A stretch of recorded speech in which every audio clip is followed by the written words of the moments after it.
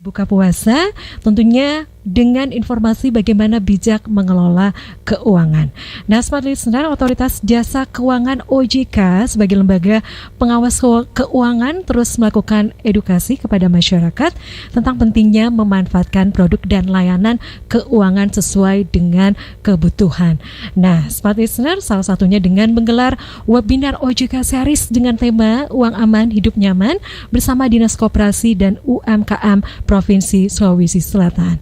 Dan sekali lagi untuk webinar Uang Aman Hidup Nyaman dipersembahkan oleh Otoritas Jasa Keuangan OJK Kantor Regional 6 Sulawesi, Maluku, dan Papua. Untuk lebih jelasnya segera kita bergabung bersama Rifa Majid. Baik, terima kasih Mirza Ariyanti yang ada di studio Smart FM Makassar. Hari ini senang sekali saya Rifa Majid kembali bersama Anda dalam webinar series bersama Kantor Otoritas Jasa Keuangan Regional 6 Sulampua. Dan hari ini langsung dari Aula Dinas Koperasi dan UMKM Provinsi Sulawesi Selatan bersama dengan pelaku UMKM se-Sulawesi Selatan. Boleh tepuk tangannya dulu rekan-rekan sekalian. Alhamdulillah, semangat ya. Tadi ada yel-yel ya sempat diberikan ya sama pemateri sebelumnya. Selamat pagi, selamat siang, selamat sore, selamat pagi, selamat pagi, selamat siang, selamat malam. Tepuk tangannya dulu dong, luar biasa. Biar kelihatan gitu ya, karena siang hari ini seperti yang saya sampaikan tadi, kita live-nya bukan hanya melalui radio ataupun live streaming, tapi juga kita disaksikan melalui kanal YouTube Smart FM Makassar. Nah, sebelum kita memulai acara kita atau webinar series bersama OJK siang hari ini, perkenankan saya untuk mempersilahkan terlebih dahulu kepada tamu-tamu kita yang terhormat. Pastinya kami ingin menyapa terlebih dahulu yang terhormat Kepala Dinas Koperasi dan UMKM Provinsi Sulawesi Selatan, Bapak Abdul Malik Faisal SHM AMDPM. Kami persilakan untuk naik ke atas panggung. Tepuk tangan dulu untuk Kepala Dinas Koperasi dan UMKM Provinsi Sulawesi Selatan. Silakan bergabung di atas panggung, dan tentunya juga siang hari ini kita akan mendapatkan materi langsung dari, silakan Bapak, Kepala Bagian Edukasi dan Perlindungan Konsumen Kantor Otoritas Jasa Keuangan Regional 6 Sulampua. Kami undang untuk naik ke atas panggung Bapak Bondan Kusuma. Tepuk tangan untuk Pak Bondan.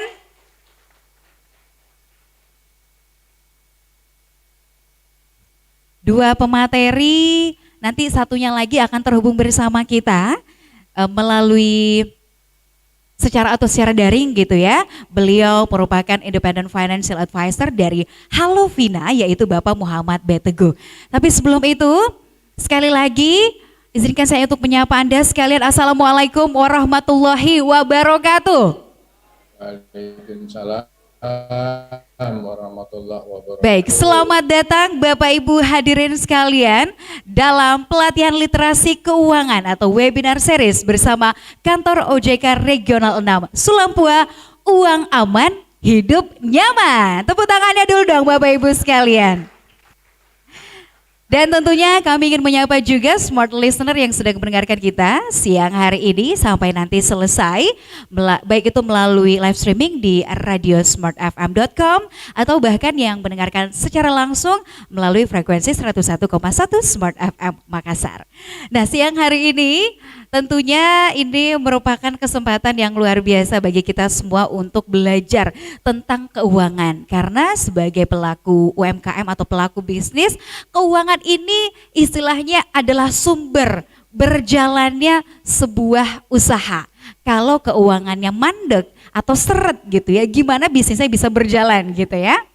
Dan siang hari ini juga sebelum kita memulai acara kita dalam webinar ataupun pelatihan literasi keuangan di siang hari ini, perkenankan kami untuk mempersilahkan terlebih dahulu Kepala Kantor Otoritas Jasa Keuangan Regional 6 Sulampua untuk membuka acara ini secara resmi dan juga sekaligus memberikan sambutannya kepada seluruh peserta pelaku UMKM di Provinsi Sulawesi Selatan.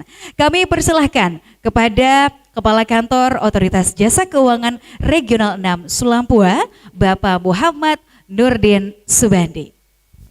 Baik, terima kasih Rifa. Bismillahirrahmanirrahim. Assalamualaikum warahmatullahi wabarakatuh. Selamat siang dan salam sejahtera untuk kita semua. Yang terhormat Bapak Haji Abdul Malik Faisal, SHM, LDMPM, selaku Kepala Dinas Koperasi dan UMKM Provinsi Sulawesi Selatan, Bapak Jainuddin SEMM selaku Kepala Bidang Pemberdayaan dan Pengembangan Koperasi dan UMKM Provinsi Sulawesi Selatan, Ibu Ria Wahyuni SKM MKes MM selaku Ketua Korda Asosiasi Business Development Service Indonesia Kota Makassar, Ibu Dr. Randa Haja Andidiah MM selaku Kepala UPTD Pusat Layanan Usaha Terpadu Dinas Koperasi dan UMKM Provinsi Sulawesi Selatan, tentunya juga kepada Bapak Muhammad B. Teguh selaku Independent Financial Consultant nanti sebagai narasumber. Terima kasih Pak Muhammad B. Teguh.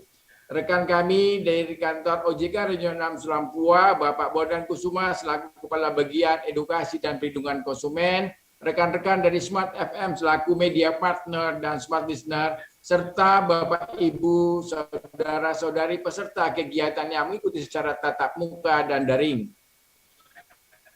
Pertama-tama, marilah kita panjatkan puji syukur kepada Allah Subhanahu wa Ta'ala atas rahmat dan karunia-Nya, karena pada hari ini kita semua masih diberikan kesehatan dan kesempatan untuk bersilaturahim, bertemu dalam keadaan sehat walafiat dalam kegiatan edukasi keuangan dengan tema Uang Aman, Hidup Nyaman. Tak lupa kita sampaikan salawat dan salam kepada Rasulullah Muhammad Sallallahu Alaihi Wasallam, keluarga, sahabat, dan para pengikutnya. Semoga kita memperoleh syafaatnya melalui beliau di yaumil akhir nanti. Bapak, Ibu, hadirin yang berbahagia, pada kesempatan yang berbahagia ini, perkenankan terlebih dahulu kami mengucapkan terima kasih yang sebesar-besarnya kepada Bapak Haji Abdul Malik Faisal SHM ADMM, selaku Kepala Dinas Koperasi dan UMKM Provinsi Sulawesi Selatan, dan Ibu Ria Wahyuni SKM MKes MM selaku Ketua Korda Asosiasi Bisnis Development Service Indonesia Kota Makassar yang telah memfasilitasi terlaksananya kegiatan edukasi sore hari ini, dan juga para narasumber kegiatan yang senantiasa berbagi ilmu sebagai bentuk komitmen terhadap peningkatan literasi dan inklusi keuangan.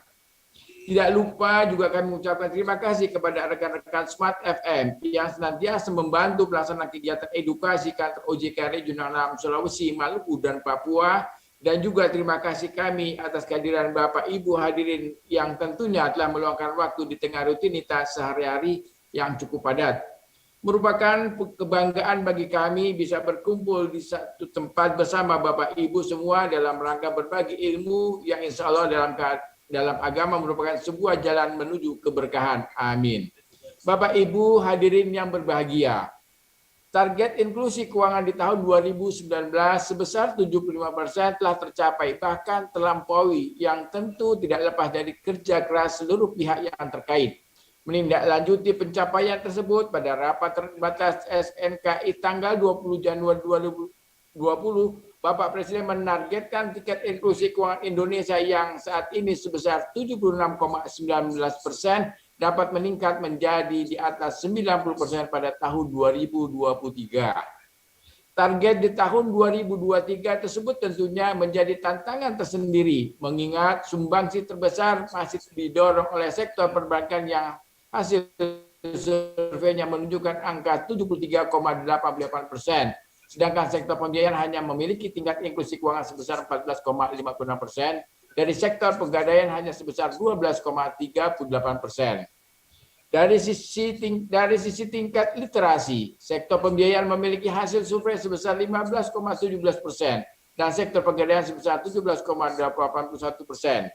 Angka ini menunjukkan masih rendahnya tingkat pemahaman masyarakat akan pemanfaatan produk dan layanan dari kedua sektor tersebut, sehingga dapat berdampak pada terjeratnya masyarakat dengan penawaran pinjaman online ilegal dan gading ilegal yang akan merugikan masyarakat bila tidak disikapi dengan baik.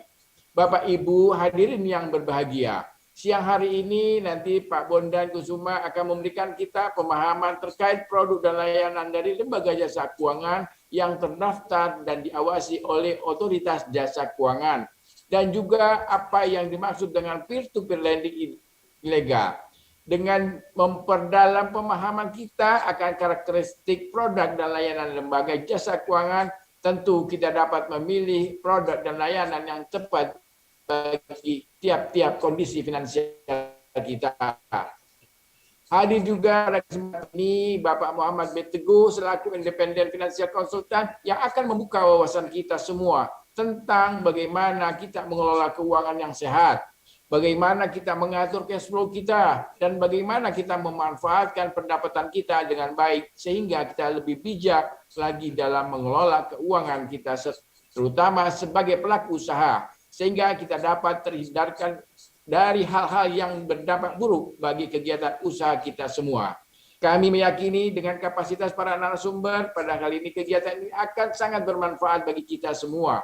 Oleh karena itu, manfaatkanlah waktu yang terbatas ini, lakukan diskusi intensif, tanyakan hal-hal yang dapat menambah wawasan dan pengetahuan saudara-saudari sekalian. Demikian yang dapat kami sampaikan. Mohon maaf atas segala kekurangan dan dengan memohon ridha Allah Subhanahu wa taala dan mengucapkan bismillahirrahmanirrahim. Selamat mengikuti kegiatan di sore hari ini. Sekian, terima kasih. Wassalamualaikum warahmatullahi wabarakatuh. Waalaikumsalam warahmatullahi wabarakatuh. Terima kasih banyak Bapak Nurdin Subandi selaku Kepala Kantor Otoritas Jasa Keuangan Regional 6 Sulampua yang telah membuka dan juga memberikan sambutannya kepada seluruh peserta di siang hari ini. Dan tentunya selanjutnya kita juga akan mendengarkan sambutan dari tuan rumah gitu ya.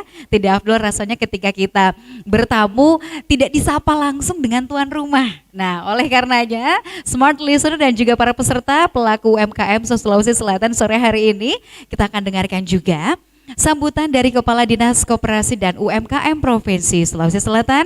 Kami persilakan dengan hormat Bapak Abdul Malik Faisal SH MADM PEM. Tepuk tangan untuk Kepala Dinas Koperasi dan UMKM.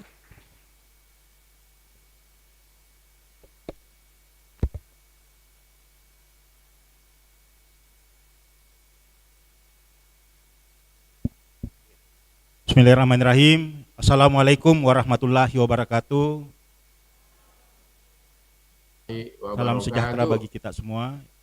Yang saya hormati dan selalu saya banggakan Bapak Kepala OJK, Bapak Nurdin Subandi. Yang saya hormati para narasumber yang sudah hadir di tempat ini. Kemudian dari teman-teman BDSI yang memfasilitasi kegiatan ini bisa terlaksana di tempat ini. Begitu juga para peserta yang sudah hadir, karena saya lihat masih ada yang ditunggu.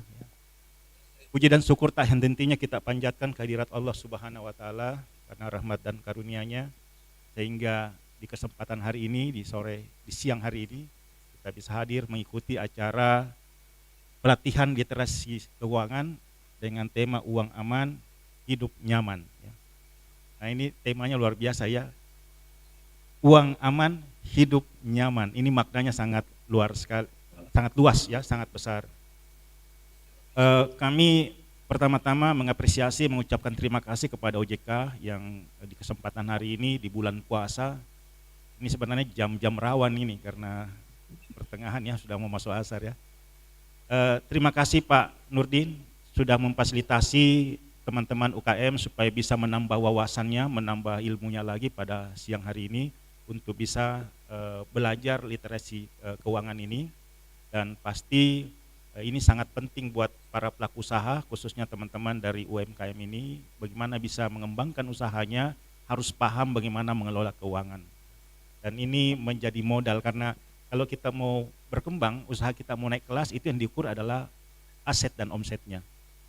Jadi kalau umpamanya di hari ini modalnya umpamanya 50 juta, kemudian setelah belajar hari ini, 3 bulan kemudian kita ukur kembali ternyata modalnya sudah sampai 75 juta, itu berarti sudah naik kelas.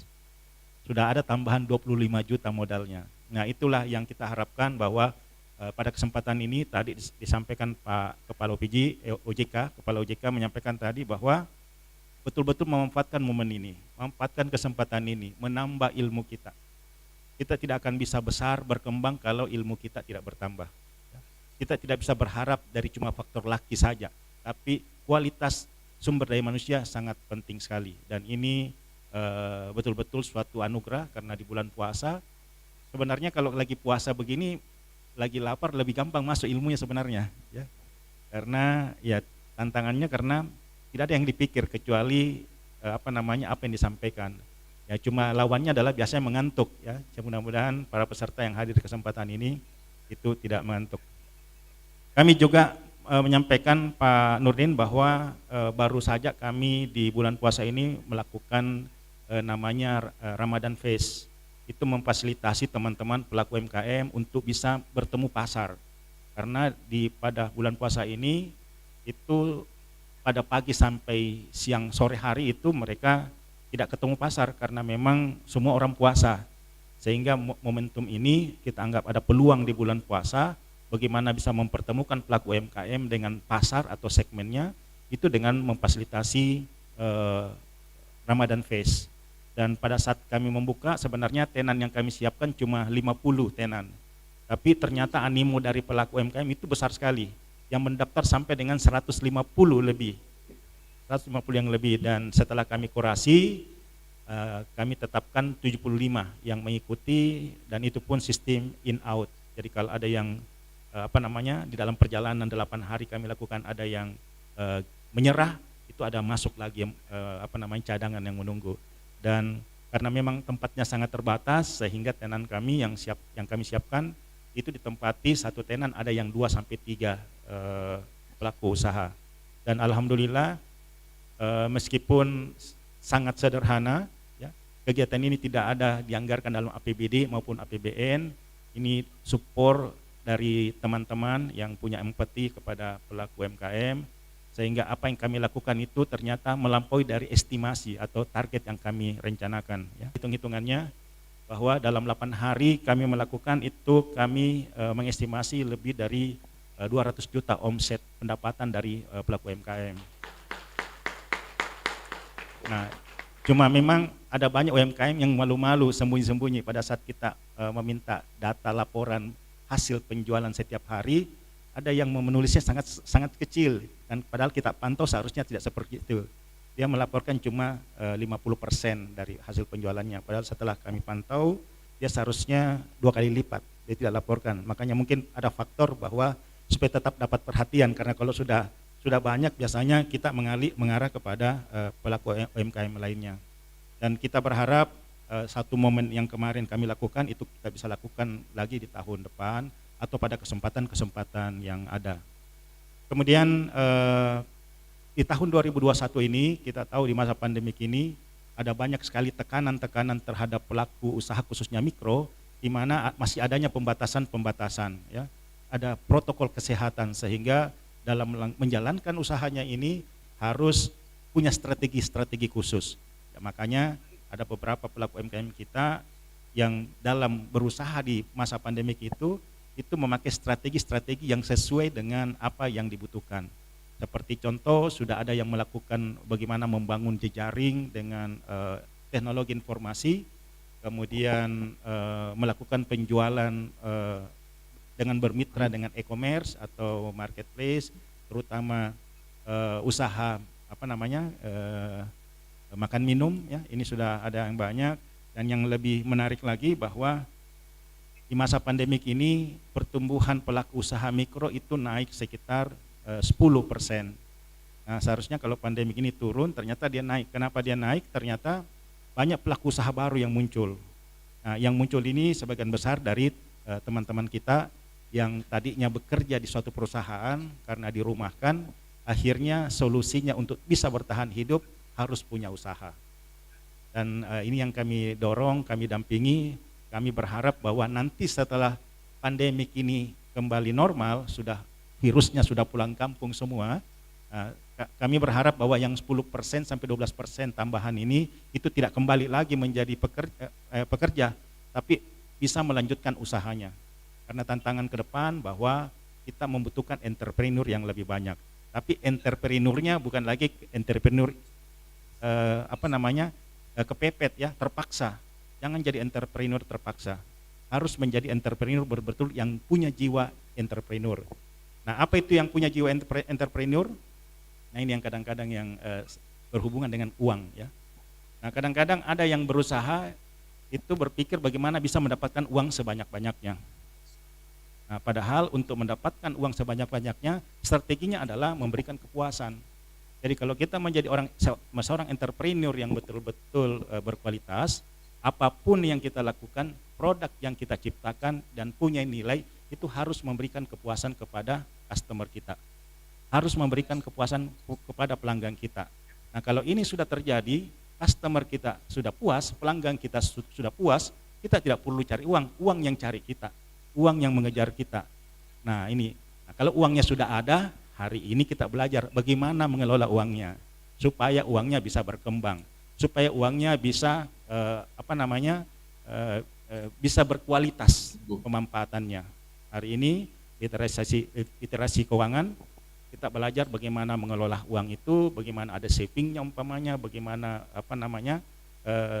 pemanfaatannya, bagaimana untuk sosialnya, semuanya kita bisa belajar di sini. Tadi Pak Nurdin menyampaikan bertanya, ya bertanya, kuncinya bertanya. Jangan malu bertanya.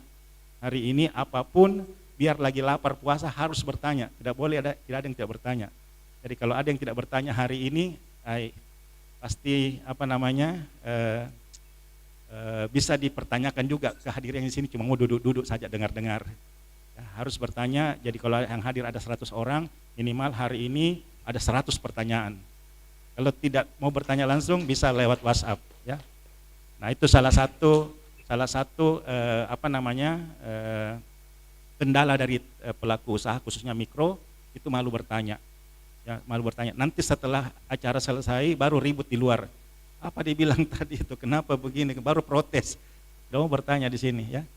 Baik, itu barangkali yang dapat kami sampaikan. Semoga kegiatan ini betul-betul menjadi ibadah buat kita, apalagi di bulan suci Ramadan ini bisa menjadi bahan buat kita untuk mengembangkan usaha kita, dan pasti tujuannya supaya pendapatan kita bisa berkembang untuk bisa membantu membiayai kehidupan kita, khususnya rumah tangga kita. Demikian, wabillahi taufiq wal hidayah. Wassalamualaikum warahmatullahi wabarakatuh. Waalaikumsalam warahmatullahi wabarakatuh. Waalaikumsalam warahmatullahi wabarakatuh. Boleh tepuk tangannya untuk Kepala Dinas Koperasi dan UMKM Provinsi Sulawesi Selatan. Terima kasih Bapak Abdul Malik Faisal. Dan selanjutnya kalau tadi Pak Kadis sudah bilang ya, jangan sampai setelah ini kita jadi entrepreneur yang entrepreneurnya tiba-tiba atau dadakan gitu ya. Jadilah entrepreneur sejati, bukan yang musiman, ada musim baru jadi pengusaha gitu ya. Karena seperti tadi sudah disampaikan juga, ketika kita menjalankan usaha bisnis gitu ya, salah satu tolak ukur keberhasilannya adalah berapa sih omset yang kita dapatkan, aset yang kita hasilkan berapa sih gitu ya. Biasanya kalau misalnya cuannya udah banyak nih, omsetnya banyak, katakanlah setiap bulan bisa ratusan juta omset yang dihasilkan. Tapi kadang-kadang pelaku usaha itu melihat omsetnya banyak, wah banyak nih duitnya, tapi pas dihitung-hitung uangnya kemana semua gitu ya. Kan ada hasil dari jualannya gitu ya, kemana duitnya gitu. Nah ini ternyata salah satu permasalahan dari kurangnya literasi keuangan kita. Kurangnya kemampuan kita untuk mengatur dan mengelola keuangan gitu ya. Kalau dari definisi yang tema kita sore hari ini, uang aman, hidup nyaman. Uang aman itu seperti apa sih kalau dari pandangan Bapak Ibu sekalian? Uang aman, gimana? Oh, mau belanja uang ada gitu ya, apa-apa duitnya ada aja gitu ya. Kayak orang kaya nggak habis-habis hartanya. Uang aman, hidup nyaman. Kalau uangnya aman, oke lah katakanlah income-nya per bulan terus ada, terus juga tabungannya ada, dana daruratnya sudah tersimpan, buat investasi duitnya juga ada gitu ya. Kalau hidupnya nyaman, gak ada utang, gak ada cicilan gitu ya. Mau foya-foya juga bisa. Katakanlah duduk-duduk aja uangnya datang terus ya. Tapi semua itu tidak akan tercapai kalau misalnya hari ini kita berdiam diri dan tidak melakukan usaha gitu ya. Dan untuk hari ini juga berkaitan dengan pengelolaan keuangan, biasanya UMKM itu atau pelaku usaha ketika udah mendapatkan duit gitu ya, udah dibagi-bagi peruntukannya, ada juga buat investasi yang menguntungkan, yang bisa dikatakan untuk jangka panjang. Tapi kadang-kadang nih, biasa Pak Bondan juga nanti akan menyinggung, kadang-kadang kalau udah investasi katakanlah untungnya besar atau gede, pelaku UMKM atau pelaku usaha tidak melihat lagi legalitasnya di atau tempat saya nyimpan uang, tempat saya untuk menginvestasikan duit itu legal nggak sih? Nah, makanya sore hari ini kita akan membahas itu semua karena di sini telah hadir OJK khusus bagian edukasi dan pelindungan konsumen untuk memberikan edukasi pada kita semua. Gimana sih cara kita untuk cerdas berinvestasi dan terhindarkan dari yang namanya investasi bodong. Nah, sore hari ini juga akan disampaikan peran dan fungsi dari OJK yang akan dibawakan langsung untuk Anda smart listener dan juga para peserta sore hari ini. Materinya akan dibawakan langsung oleh Kepala Bagian Edukasi dan Perlindungan Konsumen Kantor Otoritas Jasa Keuangan Regional 6 Sulampua. Tepuk tangannya untuk Bapak Bondan Kusuma. Terima kasih juga kami ucapkan kepada Pak Kadis sudah membersamai kami. Kami persilahkan Pak Bondan. Oh iya, Pak Bondan mau bergabung sama peserta? Di bawah aja. Silakan. Rekan-rekan peserta, Bapak Ibu sekalian, nanti kalau di tengah-tengah materi ada yang pengen ditanyakan sama Pak Bondan gitu ya, boleh langsung ditanyakan ya. Kalau tadi Pak Kadis bilang manfaatkan waktu ini ya. Manfaatkan waktu ini untuk memberikan pertanyaan. Tanya memang apa mau kita tanyakan? Oke, sudah siap Pak Bondan? Insya Allah. Oke, sekali lagi tepuk tangan untuk Pak Bondan Kusuma. Bismillahirrahmanirrahim. Alhamdulillahirrahmanirrahim. Allahumma sholli ala sayyidina Muhammad wa ala sayyidina Muhammad. Yang kami hormati Bapak Kepala Dinas, Bapak Haji Abdul Malik Faisal. Yang kami hormati Bapak Kepala OJK Regional 6, Bapak Nurdin Subandi, Bapak Ibu peserta yang di Ramadan tanggal 22 Bu ya insya Allah. Insya Allah nanti malam kita malam tanggal 23, malam ganjil. Semoga pertemuan kita sore hari ini dicatat sebagai ibadah di sisi Allah SWT, dan juga kami dari OJK berharap informasi yang didapat Bapak Ibu sekalian di sore hari ini bisa disampaikan kepada tetangga, keluarga, jangan sampai tertipu oleh investasi ilegal.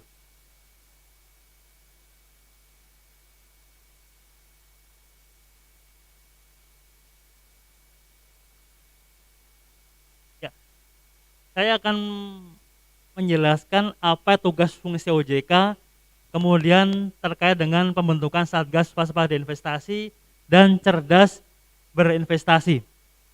Yang pertama, terkait dengan tugas dan fungsi OJK. Kita cepat aja Bapak Ibu sekalian ya, karena tadi saya melihat jam 15.22 sudah asar. Kita coba efisiensikan waktu. Nah, terkait dengan fungsi dan tugas OJK sangat mudah sekali. OJK tagline-nya adalah OJK mengatur, mengawasi dan melindungi. Sangat mudah sekali. Mengatur, mengawasi dan melindungi. Apa yang diawasi OJK? Ada 3 sektor yang diawasi OJK. Berdasarkan Undang-Undang Nomor 21 Tahun 2011, OJK mengawasi pertama perbankan. Sebelumnya diawasi oleh Bank Indonesia. Perbankan Bapak Ibu sekalian, ada Bank Mandiri, yang paling baru ada Bank Syariah Indonesia yang pada tanggal 1 Februari diresmikan oleh Bapak Presiden. Itu perbankan. Sektor kedua yang diawasi oleh OJK adalah industri keuangan non-bank, IKNB. Ada yang tahu IKNB itu apa, sekalian? Kalau ibu-ibu nih biasanya, kalau biasanya butuh uang untuk membawa emas, biasanya kemana? Pegadaian. Mengatasi masalah tanpa masalah. Ya, tadi rentenir ya. Bukan. Jadi itu termasuk IKNB. Ada juga finance. Nah, itu diawasi OJK. Dana pensiun, asuransi itu diawasi OJK. Terakhir sektor pasar modal. Itu sebelumnya diawasi oleh Kementerian Keuangan, setelah Undang-Undang OJK diawasi oleh OJK. Kemudian di pasal 28 tadi OJK mengatur, mengawasi dan melindungi masyarakat.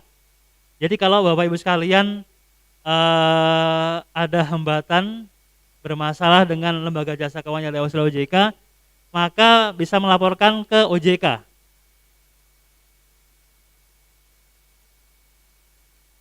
Kita melihat selanjutnya tadi sudah fungsi dan tugas OJK, selanjutnya latar belakang pembentukan Satgas Waspada Investasi. Nah, Ada 3 latar belakang Bapak Ibu sekalian. Nanti kami jelaskan Satgas Waspada Investasi itu anggotanya apa aja. Yang pertama, ada maraknya penawaran investasi yang berpotensi merugikan masyarakat. Kalau Bapak Ibu sekalian melihat di layar ini ada Mimiles, kemudian ada juga investasi ilegal lainnya, ada juga dulu barangkali Jabon, kalau Bapak Ibu sekalian melihat, kemudian ada juga CVT Manunggal, ada juga Galamax dan beberapa investasi legal yang memang sudah ditutup oleh Satgas Waspada Investasi. Ini maraknya penawaran investasi legal. Kemudian tingkat literasi masyarakat yang masih rendah.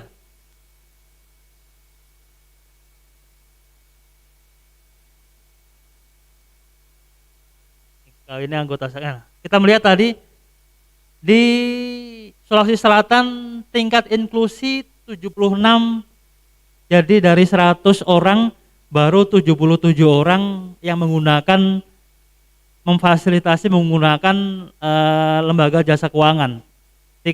Tingkat literasi.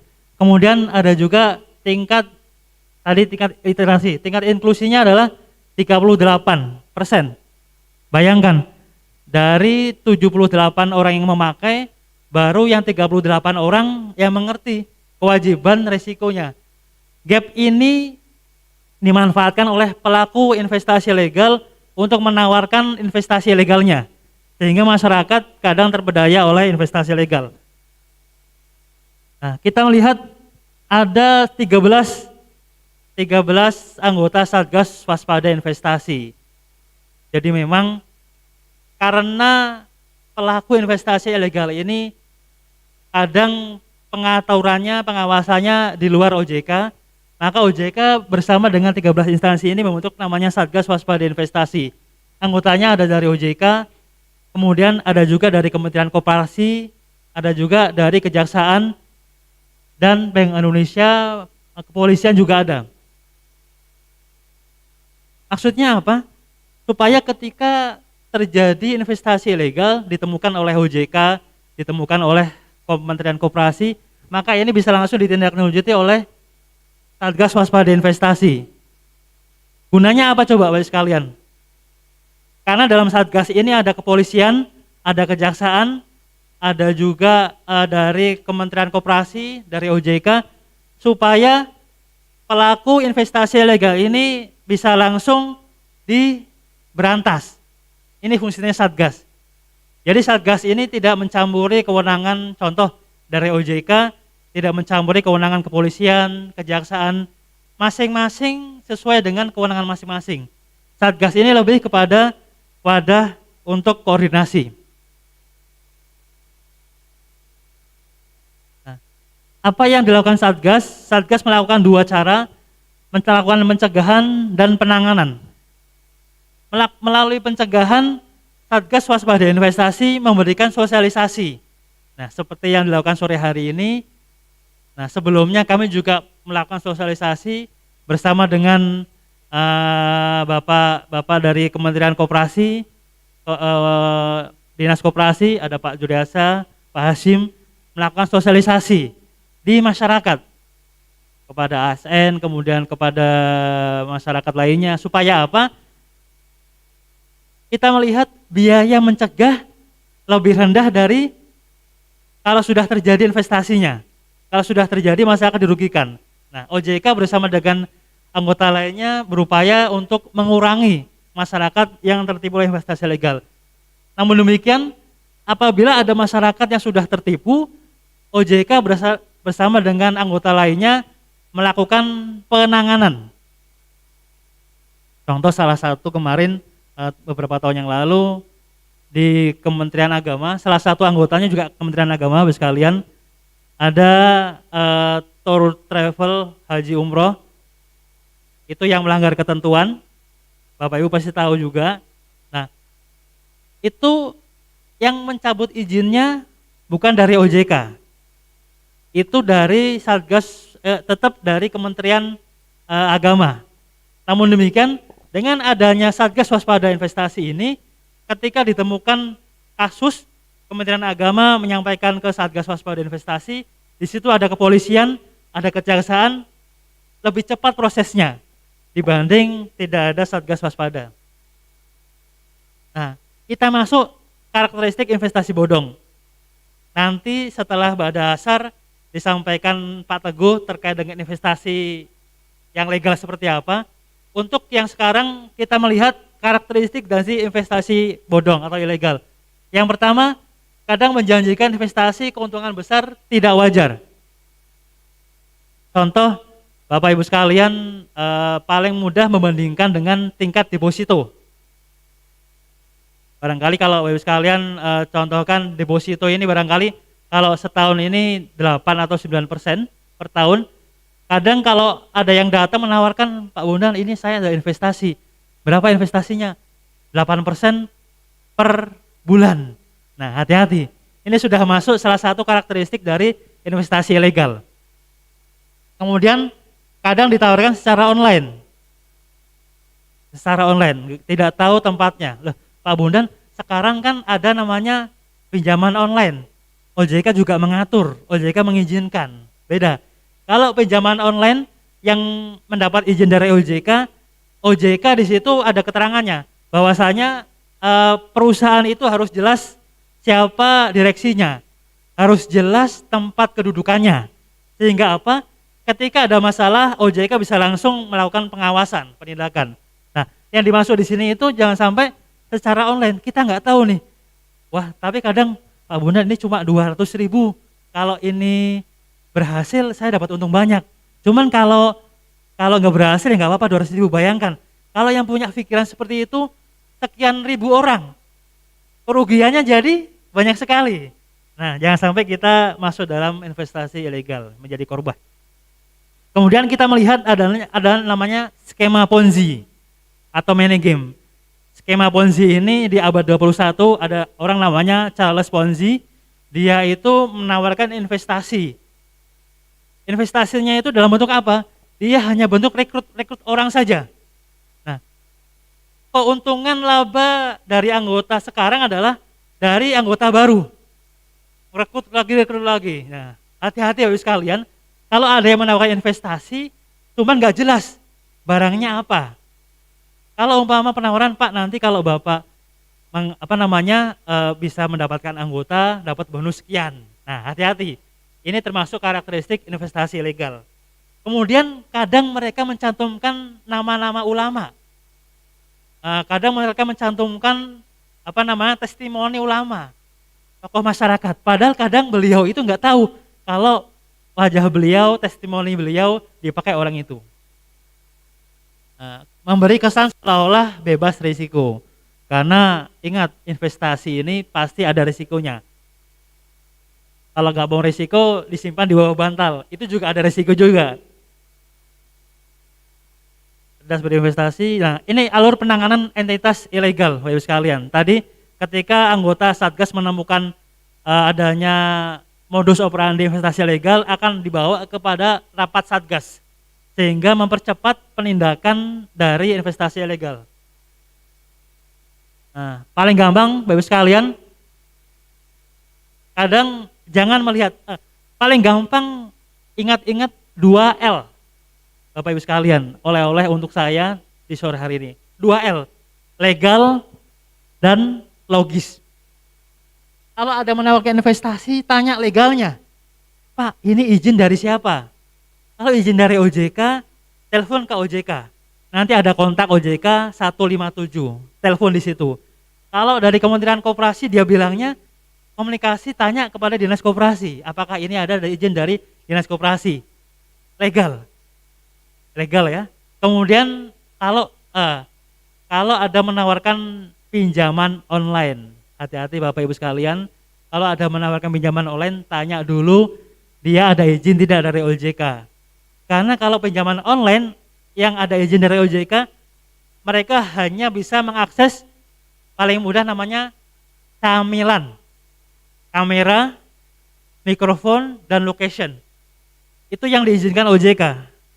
OJK tidak pernah mengizinkan pinjaman online yang berizin dari OJK untuk mengakses data pribadi, nomor handphone.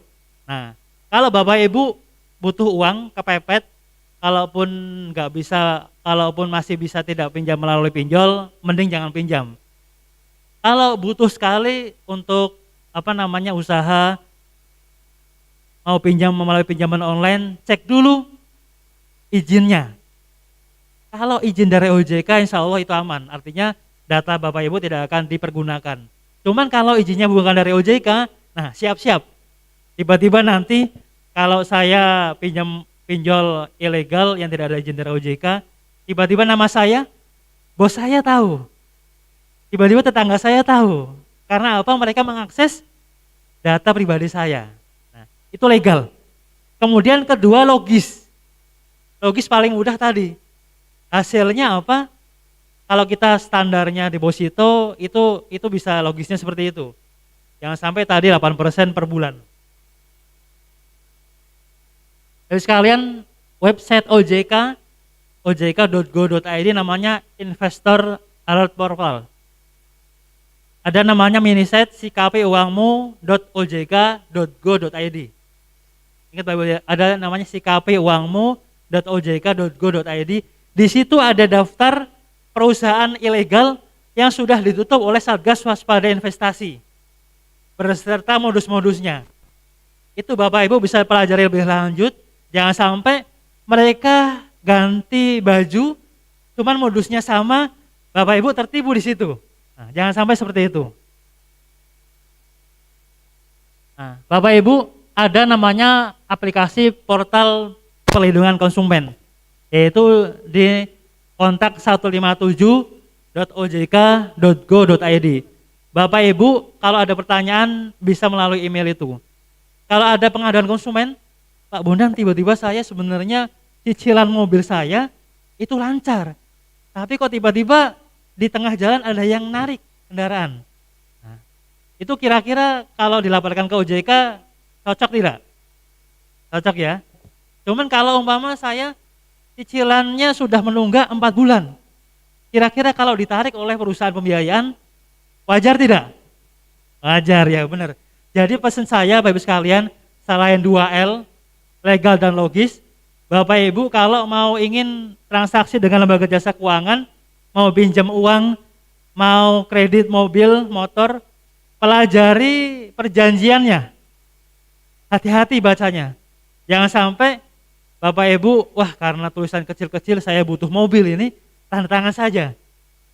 Nah, hati-hati. Karena apa? Ketika Bapak Ibu sudah tanda tangan, maka itu mengikat dari Bapak Ibu sekalian dengan perusahaan pembiayaan. Nah, kita mewanti-wanti itu Bapak sekalian. Nah, tadi saya sampaikan ada kontak OJK 157. Ada juga nomor WA-nya, mudah diingat 081 157 157 157. Nah, mudah diingat ya. 081 157 157 157. Itu Bapak Ibu sekalian, semoga informasi sore hari ini bermanfaat bagi kita bersama. 081 157 3 kali. Semoga kita terhindar dari investasi ilegal dan tentunya semoga ibadah Ramadan kita lancar dan kita menjadi manusia yang bertakwa kepada Allah SWT. Terima kasih sekalian. Wassalamualaikum warahmatullahi wabarakatuh. Waalaikumsalam warahmatullahi wabarakatuh. Tepuk tangan dulu untuk Pak Bondan Kusuma. Materinya udah selesai, tapi sekarang nih kesempatan untuk Bapak Ibu sekalian untuk mengajukan pertanyaan. Kalau tadi sempat dibahas ada investasi bodong, ada investasi ilegal gitu ya, yang alurnya nggak jelas tapi menjanjikan keuntungan yang besar. Ada juga mungkin di sini Bapak Ibu yang pernah mengajukan pinjaman online, mungkin tiba-tiba tagihannya masuk ke tetangga atau ke orang tua gitu ya, dia mengakses kontak kita begitu ya Pak Bondan ya. Itu semua yang harus kita waspadai bersama. Jangan sampai uang yang udah kita kumpulkan diinvestasikan bukan jadi untung malah buntung gitu ya. Betul. Jadi tersangka pula. Nauzubillah. Oke, sekarang sesi pertanyaan kami persilakan Bapak yang di belakang. Pak Bondan tetap tinggal ya. Sebelum kita rehat, kita pertanyaan dulu baru nanti kita akan break sejenak.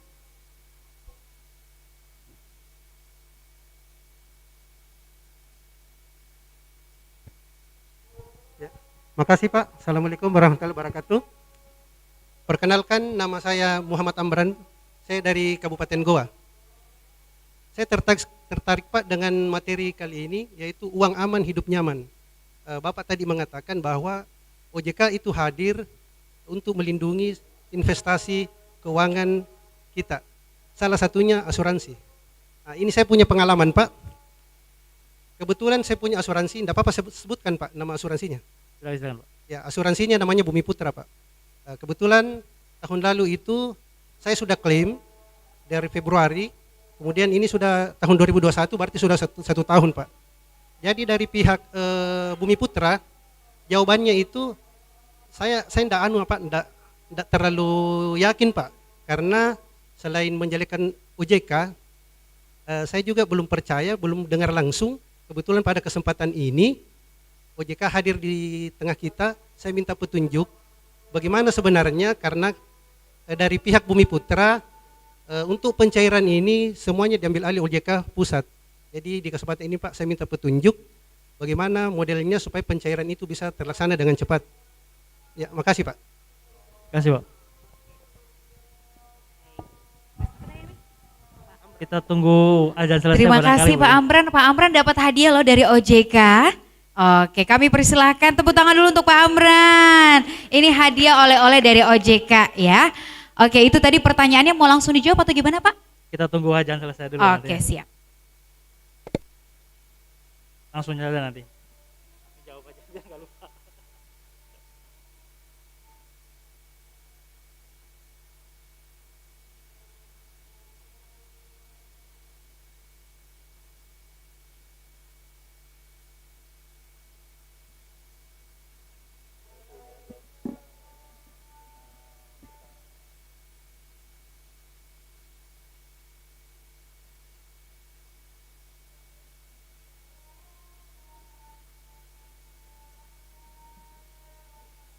Jawab aja, biar nggak lupa.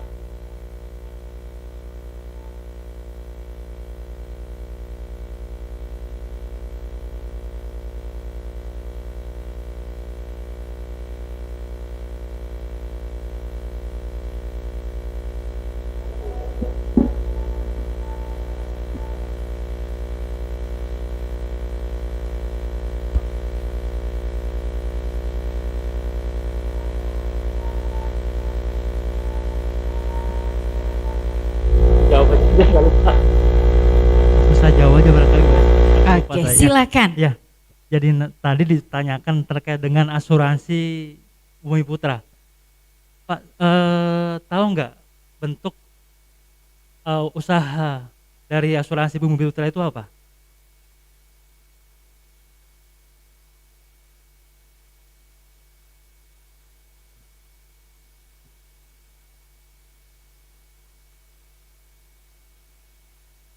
Menyetor 2 juta, setelah diakumulasi itu bisa sampai 7 juta. Setelah jatuh tempo selama 15 tahun. Kebetulan di tahun 2020 kemarin Februari sudah jatuh tempo Pak. Jadi kontraknya selama 15 tahun. Ya. Jadi setelah diakumulasi itu kurang lebih hampir 8 juta Pak. Nah, dari pihak Bumi Putra katanya sudah 3 tahun ini, sudah 2 tahun terakhir ini semua asuransi itu diambil alih OJK.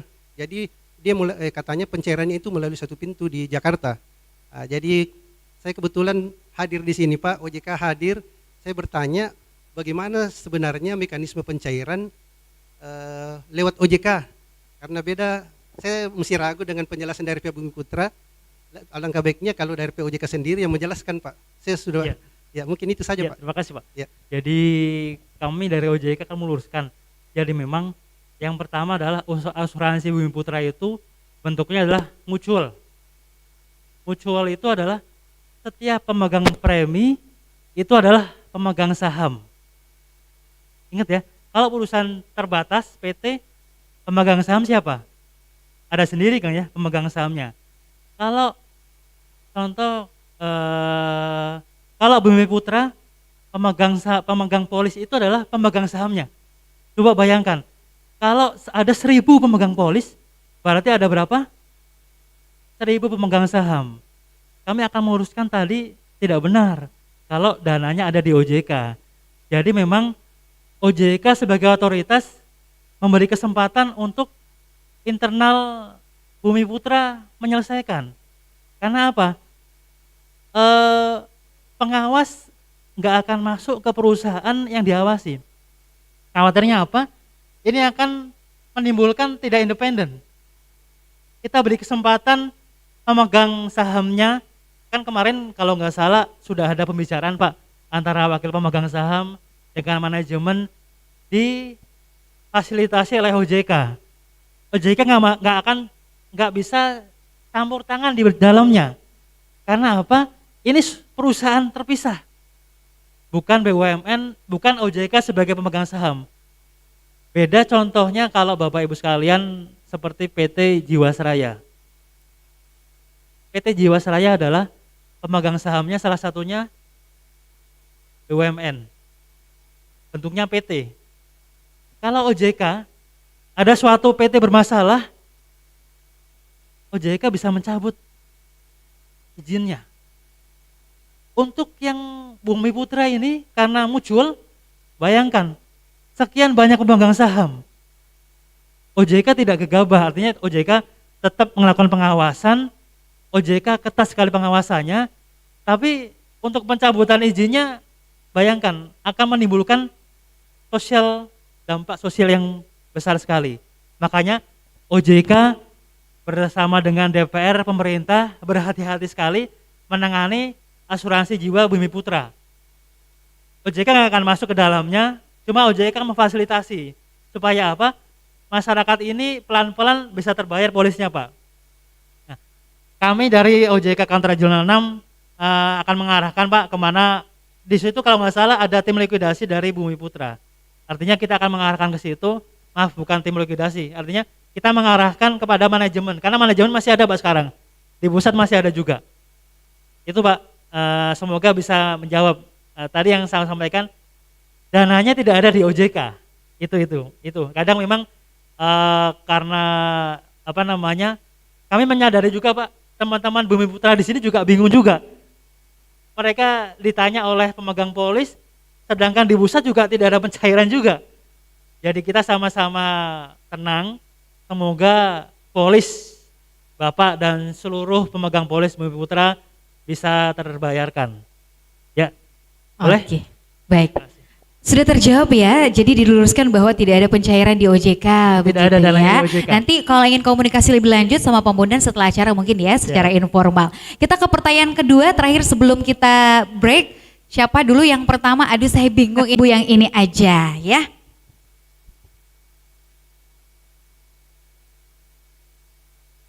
Bismillahirrahmanirrahim. Assalamualaikum warahmatullahi wabarakatuh. Waalaikumsalam warahmatullahi wabarakatuh. Nama saya Ibu Nuraini. Saya korban dari asuransi juga. Asuransi Aksa Mandiri, Pak. Aksa Mandiri? Iya, saya 10 tahun masuk di Aksa Mandiri. Kan Aksa Mandiri itu Pak, katanya waktu awal dia iming-iming kami, kita menabung dengan kesehatan dan investasi. Nah, kesehatannya itu sedikit dan investasinya banyak. Ya. Nah, kalau investasi yang saya biasa dengar, investasi itu kan uang akan bertambah, kadang-kadang turun, yang kadang-kadang naik, ya kan Pak? Tapi ini di Aksa Mandiri tidak pernah naik, turun terus sampai 10 tahun. Jadi itu cuma hayalan saja Pak, tiba sampai 10 tahun Pak. Uang kami yang harusnya jumlahkan saya bayarnya tiap bulan 500 dan itu ditarik otomatis, tidak bisa tidak Pak ya. 10 tahun itu kalau dihitung-hitung tanpa bunga itu 60 juta. Kalau kita nabung celengan Pak ya. Tapi ternyata kita dapat uang Pak, cuma berapa? 12 juta. Bayangin uang kita, padahal janjinya itu Pak, investasi kan ada kalanya di tahun kedua, ketiga, keempat, naik kan. Sementara uang itu kita tidak pernah ambil Pak. Nah ini yang saya pertanyakan, di dalam itu kan resmi, ada OJK, ada apa pemerintah, segala macam. Kenapa tidak dianukan? Hampir semua orang yang ikut di asuransi Aksa Mandiri, boleh Bapak tanyakan, ketipu kayak saya. Itu bohong semuanya itu Pak, menipu secara terang-terangan tanpa ada enaknya. Saya bilang itu orang mengambil uang kami, orang-orang kecil, sementara hasilnya tidak ada. Maksudnya di mana pemerintah sekarang, di mana OJK? tolong diperhatikan itu Aksa Mandiri, jangan berlarut-larut dia menipu masyarakat. Ya. Sekian Pak, Ya. makasih. Sebelumnya saya mau nanya, Ibu ikut program unit link itu ya, berapa tahun Bu ininya? 10 tahun? Gak bisa diambil duitnya walaupun sudah ini ya, sudah berakhir ya? Nah.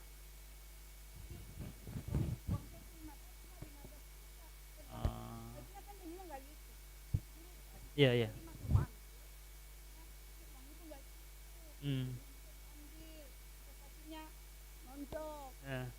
Iya, iya betul. Turun terus. Kapan naik-naiknya? 10 tahun nggak pernah naik, satu kali pun nggak pernah naik. Ya, terima kasih Bu. Itulah penipuan yang nyata Pak. Iya. Jadi memang Ibu sekalian, apabila Bapak Ibu mendapati kesulitan seperti itu, sebenarnya bisa melaporkan juga ke kami Bu. Artinya tidak sesuai dengan jumlahnya. Tapi yang kami ingin sampaikan adalah unit link beda dengan tabungan. Karena kalau di asuransi unit link itu ada investasi dan proteksi. Nah, makanya tadi saya sampaikan biasanya kalau contoh jangka waktunya 15 tahun.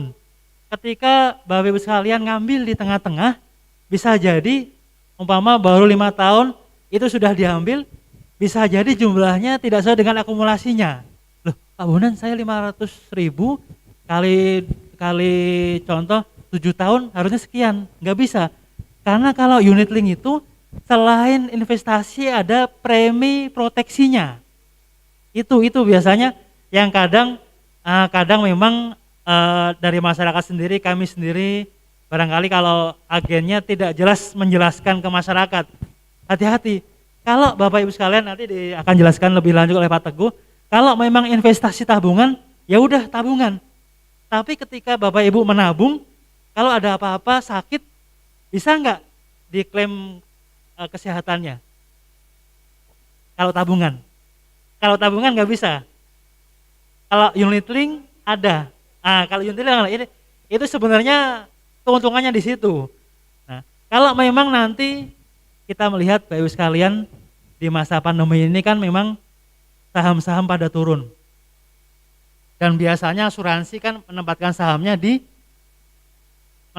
investasi di saham itu kan.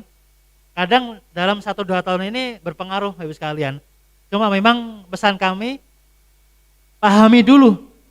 Kalau Bapak Ibu ingin menabung, ya udah kita menabung, tapi nggak ada proteksi. Tapi untuk yang ada proteksi, ada unit link. Nah, Bapak Ibu, kalau ada yang menawarkan produk asuransi, tanya dulu, Pak, ada sertifikasinya enggak? Nah, karena mereka itu yang harus menjelaskan adalah orang yang sudah ada sertifikasinya. Karena jangan sampai sembarang orang barangkali karena banknya sama dengan asuransinya ikut menjelaskan juga, itu enggak boleh. Karena enggak jelas ini. Dia menjelaskan yang tadi, menjelaskan Pak Bondan ini seperti investasi nih, padahal bentuknya unit link. Unit link itu enggak bisa disamakan dengan asuransi karena ada proteksinya. Nah, itu Bapak Ibu sekalian, semoga unit link yang lain bisa lebih sehat lagi Bu ke depannya.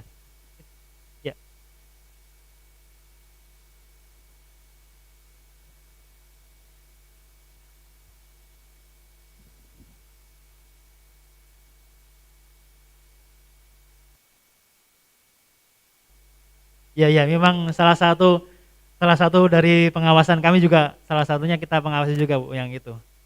Terima kasih Bu. Oke, baik. Tepuk tangan dulu untuk Ibu Aini ya, dapat hadiah dari OJK.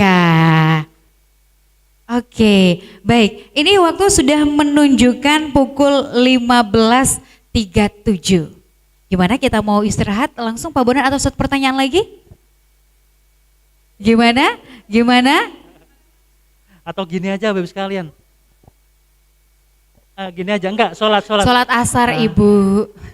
Kan gini, nanti kan ada pemateri setelah saya. Nanti disimpan dulu Pak. Disimpan dulu pertanyaannya. Habis ini kita istirahat sholat dulu. Yap. Terus ada materi pertanyaan, materi dari apa namanya, pemateri Teguh. Pak Teguh. Ini soal keuangan dan investasi juga. Nah, nanti setelah itu pertanyaan untuk saya bisa disampaikan setelah itu, Pak. Oke. Jadi supaya nanti yang dari Jakarta apa namanya sesuai dengan jadwal. Iya, Gitu. benar. Jadi biar waktu kita sudah sesuai karena semuanya sudah diatur dalam satu rundown di jam 4 tepat nanti kita akan lanjut ke materi selanjutnya dan tidak terganggu. Bapak Ibu sekalian kalau misalnya ada pertanyaan lanjutan boleh setelah ini berkonsultasi dengan Pak Bondan ya, karena Pak Bondan masih akan standby terus ya sampai akhir Pak acara. Teguh nanti selesai. Iya, karena tadi juga sudah disampaikan ada kontak OJK di 157 atau di 081 157 157 157 gitu ya, itu WhatsApp-nya. Mungkin untuk sesi ini diselesaikan dulu Pak Bondan ya. Terima kasih, tepuk tangan sekali lagi untuk Pak Bondan Kusuma, Kepala Bagian Edukasi dan Perlindungan Konsumen dari OJK Regional 6 Sulampua untuk materi pertama. Setelah ini kita akan break dulu sejenak untuk melaksanakan sholat asar. Tepat di jam 4 sore atau pukul 16.00 kita akan kembali memulai sesi kedua di materi selanjutnya masih tentang keuangan dan akan dibawakan langsung oleh Pak Muhammad B. Teguh dari Halovina. Beliau ini merupakan independent financial advisor dan narasumber di Financial Wisdom di Smart FM Makassar. Jadi Bapak Ibu sekalian soal keuangan, soal investasi ditanyakan langsung nanti, disimpan pertanyaannya untuk sesi selanjutnya. Kita break dulu sejenak, masih dalam rangkaian pelatihan literasi keuangan, uang aman, hidup nyaman. Assalamualaikum warahmatullahi wabarakatuh. Kami persilakan Pak Bondan untuk kembali duduk. Webinar series bersama dengan OJK Regional 6 Sulampua. Kembali lagi masih dari Aula Dinas Koperasi dan UMKM Provinsi Sulawesi Selatan. Sore hari ini kami masih bersama dengan para peserta, para pelaku UMKM, para pelaku usaha dari Sulawesi Selatan yang sore hari ini masih tetap standby untuk mendengarkan materi selanjutnya. Kalau tadi bersama Pak Bondan dari OJK kita sudah belajar banyak tentang apa peran dan fungsi OJK, kemudian juga dari Satgas Waspada Investasi juga, dan tadi banyak pertanyaan soal investasi yang dilakukan melalui asuransi. Nah, untuk sore hari ini Bapak Ibu sekalian gimana? Masih semangat semuanya? Sampai selesai acara masih tetap semangat untuk mengajukan pertanyaan? Siap, mana jempolnya dulu dong semua. Oke, baik. Dan sore hari ini tentunya masih disiarkan secara langsung melalui frekuensi 101,1 Smart FM Makassar, dan Anda bisa juga menyaksikan tayangan dari kegiatan kita sore hari ini melalui kanal YouTube Smart FM Makassar atau live streaming di www.radiosmartfm.com. Nah, sore hari ini Bapak Ibu sekalian silakan untuk kembali duduk terlebih dahulu di kursinya masing-masing, karena setelah ini kalau tadi materinya menggugah Bapak Ibu sekalian untuk bertanya, nah materi yang satu ini di sesi kedua ini akan lebih menarik lagi, akan lebih teknis lagi, akan dijelaskan bagaimana Bapak Ibu sekalian memulai bisnis, niatannya seperti apa, kemudian secara teknis nanti akan dijelaskan oleh Pak Teguh juga bagaimana pengelolaan keuangan terkhusus menentukan fixed cost dan juga variable cost di setiap bulannya untuk bisnis Bapak Ibu sekalian. Nah, kita akan sapa dulu narasumber kita sore hari ini juga. Smart listener, baik. Ada Pak Teguh sudah bergabung di layar sore hari ini. Assalamualaikum, selamat sore Pak Teguh. Waalaikumsalam warahmatullahi wabarakatuh. Selamat sore semuanya, smart listener dan yang hadir di Aula Dinas Koperasi. Baik, Pak Teguh apa kabar sore ini Pak? Kabar baik, alhamdulillah. Alhamdulillah, baik. Pak Teguh, materi kita sore hari ini tentang uang aman, hidup nyaman. Kalau mendefinisikan tema kita sore hari ini uang Jabatan dan profesi Ibu Bapak sekalian ini keren, pengusaha, that's it, gitu kan. Sehingga mental pengusaha ya harus seperti pengusaha. Dan termasuk mental pengusaha itu bagaimana dia mengelola keuangannya, baik kelola keuangan untuk usahanya maupun kelola keuangan untuk pribadinya. Nah, kelar hidup kita kalau uangnya aman dan nyaman gitu ya. Jadi saya kira udah surga dunia tuh. Uang aman, hidupnya nyaman. Itu udahlah selesai lah tugas kita di dunia. dapat surga dunia gitu ya Pak Teguh ya. Oke, kayaknya semua di sini sudah siap untuk merasakan surga dunianya gitu ya. Udah siap Bapak Ibu sekalian?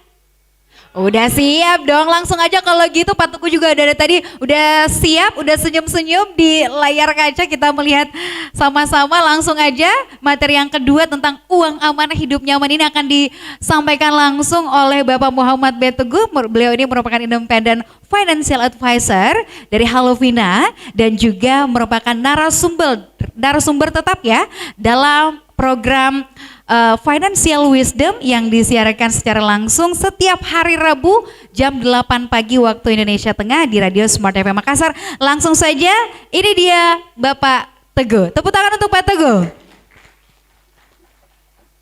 Terima kasih. Alhamdulillah pada sore hari ini kita bisa silaturahim, bisa ngobrol-ngobrol bagaimana ngomongin tentang keuangan, baik keuangan pribadi Anda maupun keuangan untuk usaha Anda, khususnya tentang keuangan usaha Anda gitu ya. Sebetulnya saya ingin hadir di Makassar ya. Karena udah lama banget nggak ke Makassar, ini udah setahun lebih hanya online terus, tapi apa daya, nggak apa-apa, yang penting kita bisa tetap ngobrol, tetap bisa silaturahim untuk membahas hal-hal yang semoga bermanfaat buat kita semua. Saya mohon izin, panitia apakah bisa ditayangkan slide saya atau saya bisa share screen sendiri. Intinya begini, Ibu Bapak sekalian, oke, next lagi boleh. Halaman ketiga langsung boleh. Nah, ada surveinya sebetulnya di Amerika. Orang yang punya usaha atau usaha yang baru buka itu akan tutup pada tahap berapa sih gitu. Nah, ini bukan berarti ingin tutup, artinya kalau kita melihat para pengusaha itu pasti dia akan ada suatu titik di mana dia meneruskan atau menutup. Nah, kalau surveinya membuktikan bahwa 25% usaha yang baru dibuka itu tutup. Jadi kalau ada 100 usaha dibuka gitu, itu di tahun pertama tinggal 75 tuh, karena 25%-nya tutup. Di tahun kedua naik jadi 30 yang tutup, jadi tersisa tinggal 70. Di tahun keempat total yang tutup lebih banyak ternyata, yaitu 60%. Atau dari 100 ada 60 yang tutup, yang tersisa tinggal 40. Nah ini survei. Jadi dan itu juga tidak hanya dilakukan oleh orang-orang yang baru saja membuka usaha. Saya sering sekali menemukan orang yang sudah kawakan sebagai pengusaha, dia usahanya banyak, ketika dia pivoting, ketika dia membuka usaha baru, katakan gitu, dia kan buka usaha baru, itu kadang-kadang cuma bertahan setahun, bertahan 2 tahun gitu. Itu banyak faktor tentunya, tapi itu surveinya mau menunjukkan seperti itu. Sehingga buat kita, teman-teman sekalian, kalau punya usaha, jangan buru-buru puas dengan hasil yang kita capai kalau kita baru usianya di bawah 4 tahun, usia usaha kita. Kalau usia lebih dari 4 tahun, bukan berarti nggak terancam akan rugi atau akan menjadi bangkrut atau menjadi tutup gitu ya. Tapi biasanya ketahannya lebih kuat, dan kita harus selalu inovasi, dalam arti kita harus lihat kebutuhan masyarakat itu apa, kebutuhan konsumen kita itu apa, sehingga kita bisa penuhi.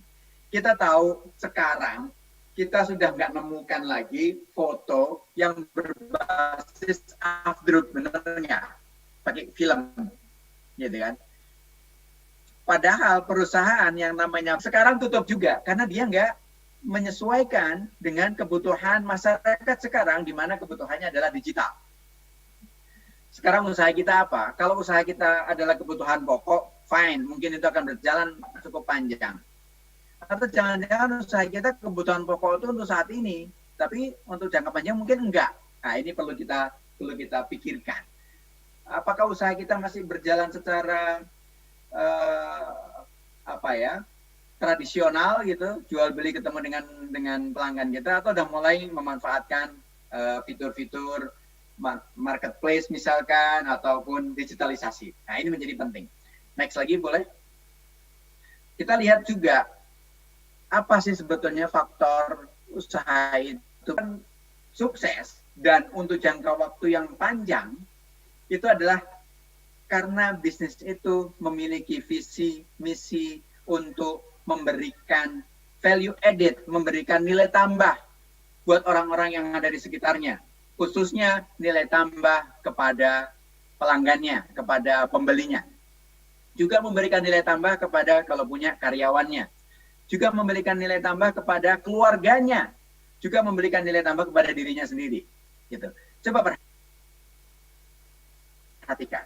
Ketika kita punya produk, produknya bagus, ya, punya jasa, jasanya bagus. Tapi ternyata jasa kita tidak sesuai dengan kebutuhan customer kita, kebutuhan pelanggan kita, atau kita tidak memberikan nilai lebih dibandingkan orang lain yang memberikan jasa yang sama atau yang menjual barang yang sama. Mungkin usaha kita akan begitu-begitu aja. Mari kita lihat sedikit jasa yang ataupun suatu perusahaan gitu, usaha yang banyak dimanfaatkan oleh masyarakat karena memenuhi kebutuhannya masyarakat dan dengan membeli produknya dia dimudahkan. Contoh, Microsoft, ini agak gede sedikit contohnya supaya kita tergambar. Microsoft itu kan jualan software gitu. Kalau nggak ada software gitu, saya bikin presentasi ini ribetnya setengah mati. Saya harus gambar sendiri, saya harus ketik sendiri, dulu harus diketik.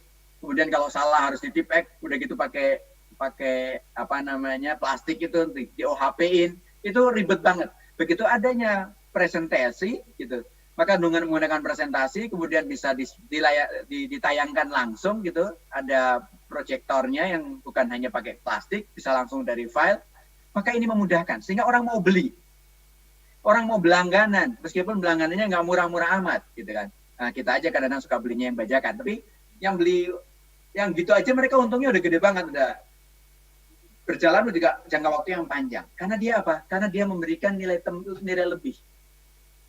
Tentu saya atau kita semua akan menggunakan Microsoft untuk pekerjaan kita. Karena kalau nggak pakai Microsoft kita akan kesusahan. Ya, itu yang saya maksud dengan nilai lebih. Itu bahwa setelah itu dia mendapatkan keuntungan besar, mendapatkan rezeki yang besar, itu ikutan jadinya. Sepanjang dia selalu memberikan nilai lebih. Nah ini nih, jangan sampai kita punya usaha salah niat. Ya boleh tentunya niatnya memang orientasi keuntungan, ya betul dong karena kita punya usaha, punya bisnis. Tapi orientasi keuntungan itu harus dikemas bahwa ini memberikan value added, memberikan nilai tambah. Sama-sama jualan nasi goreng, gitu. Yang satu pakai minyak yang selalu baru, yang satu pakai minyak yang udah bekas-bekas buat goreng lele misalkan gitu.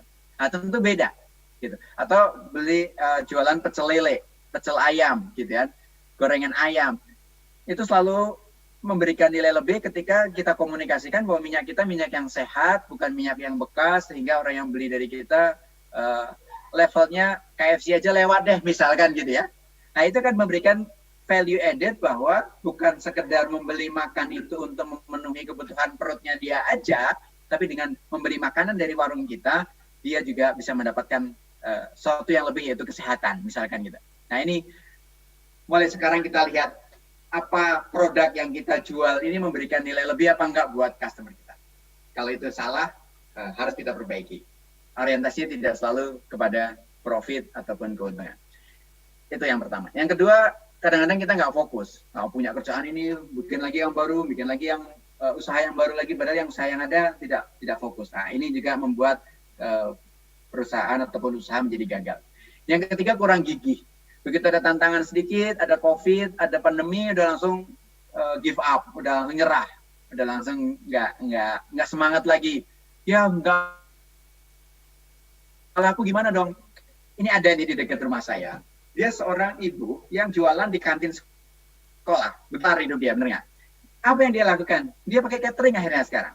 Dia jualan secara mungkin awalnya mulut dari grup, dia bikin masakan untuk catering rumah-rumah, akhirnya dia bisa tumbuh dan bahkan sekarang lebih besar. Kenapa lebih besar? Di bulan puasa ini banyak yang order untuk membagikan buka puasa. Nah, ordernya ratusan sama dia. Bahkan ketika dia sedang membuka warung aja nggak sebesar sekarang. Karena apa? Dia inovasikan bahwa dia memberikan layanan lebih ketika dia tidak membuka warung langsung, tapi dia langsung ngerjainnya dari rumah, langsung dikirimkan dengan kemasan yang lebih higienis, dengan kemasan yang lebih bersih, dengan tampilan yang lebih indah. Nah ini juga perlu ada kegigihan, ada ya tantangan, itu adalah merupakan cambuk buat kita untuk lebih maju dan lebih cepat lagi melangkah. Gitu. Dan ini yang banyak akan kita bahas ke depan. Faktor utama kegagalan sebuah usaha adalah karena salah kelola uangnya, salah kelola keuangan. Ini banyak sekali yang terjadi. Saya tadi sempat mengikuti sesi di sebelumnya, next boleh? Nah, kita akan lihat kenapa ini terjadi dan juga keluhan-keluhan tadi ya. Next lagi, ini udah tadi saya jelasin, next lagi. Berkaitan dengan produk-produk keuangan, produk-produk investasi, segala macam. Nah, kita lihat. Ini adalah laporan dari LPS, Lembaga Penjamin Simpanan, yang menunjukkan bahwa total simpanan di perbankan di seluruh Indonesia itu jumlahnya adalah 6.640 triliun. 6.640 triliun, bisa Anda bayangin. Tapi kita lihat, bukan itu yang saya ingin sampaikan. Yang ingin saya sampaikan adalah jumlah rekening yang nominalnya di bawah 100 juta, itu ada 98,3%. Sementara yang antara 100 sampai 200 juta, 0,76% dari total rekeningnya. Ini kita lihat, ada 346 juta rekening dan 2,6 rekening yang nominalnya tuh antara ini, gitu ya. Antara di bawah 100 juta sampai antara 100 sampai 200 juta. Kalau kita gabungin, yang di bawah 200 juta, itu jumlah rekeningnya 99% lebih. Ya, 99% lebih. Tapi kita lihat, berapa nominalnya? Nominalnya itu cuman nggak nyampe 20%. 19% sekian. Artinya 99 rekening hanya menguasai nggak nyampe 20%, sementara yang 1% rekening menguasai 80%. Nah, ini terjadi ketimpangan. Disinilah peran ibu bapak sekalian sebagai pengusaha agar membesarkan ini nih, agar mempersempit gap antara orang yang menguasai aset itu cuma segelintir orang. Lebih-lebih kalau kita lihat 0,03% itu memiliki rekening di atas 5 miliar, yang total rekeningnya, total nominalnya lebih dari 47,7. Hampir 50% dikuasai oleh 0,03%.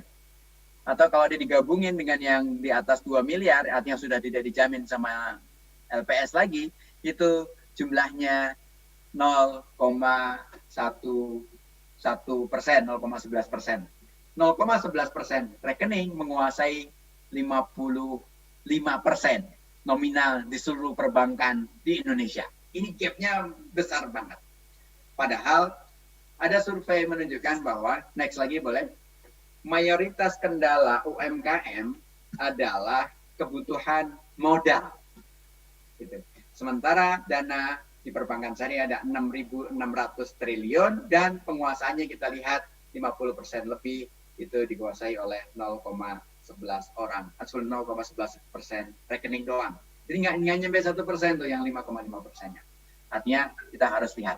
Nah, survei yang BPS tahun 2020 kemarin, 69,02% pelaku usaha UMKM atau mikro kecil terutama ya, usaha mikro kecil itu membutuhkan bantuan modal usaha. Survei lain menunjukkan bahwa ternyata rata-rata orang membuat usaha itu modalnya dari mana sih? Ternyata dari pinjaman keluarga itu paling banyak. Jadi Anda sekarang juga bisa lihat ya, Anda sendiri ketika membuka usaha itu atau punya usaha sekarang modalnya sebagian besar dari mana? Rata-rata pinjaman dari keluarga, kemudian dari tabungannya sendiri itu ada 17%, pinjaman teman ada 10%, utang ke bank, pinjaman bank itu juga cuma 10%. Gitu. Karena sekarang udah banyak bank yang fasilitasi pembiayaan untuk mikro dan usaha kecil. Ya, itu udah ada 10%. Kalau Anda ngarepin ada pemegang saham, ada investor, yang angel investor misalkan gitu ya, atau ngambil dari aktivitas usaha itu nominalnya kecil-kecil semua. Artinya memang sebagian besar berasal dari pinjaman keluarga. Yang agak menyedihkan sebetulnya, kadang-kadang pinjaman keluarga nggak dapat, akhirnya pakai pinjaman online. Nah, kalau pinjaman online-nya yang legal sih agak mendingan ya. Ketika pinjaman online-nya suatu hal yang tidak legal, begitu bunganya gede banget gitu ya. Nah, ini juga bisa membahayakan kita sebagai pemilik usaha. Nah, apalagi kalau pinjaman bukan untuk usaha, pinjamannya untuk konsumtif. Nah, ini yang bisa membuat kita gagal dalam mengelola keuangan. Next lagi boleh? Nah, teman-teman sekalian, akar masalah dari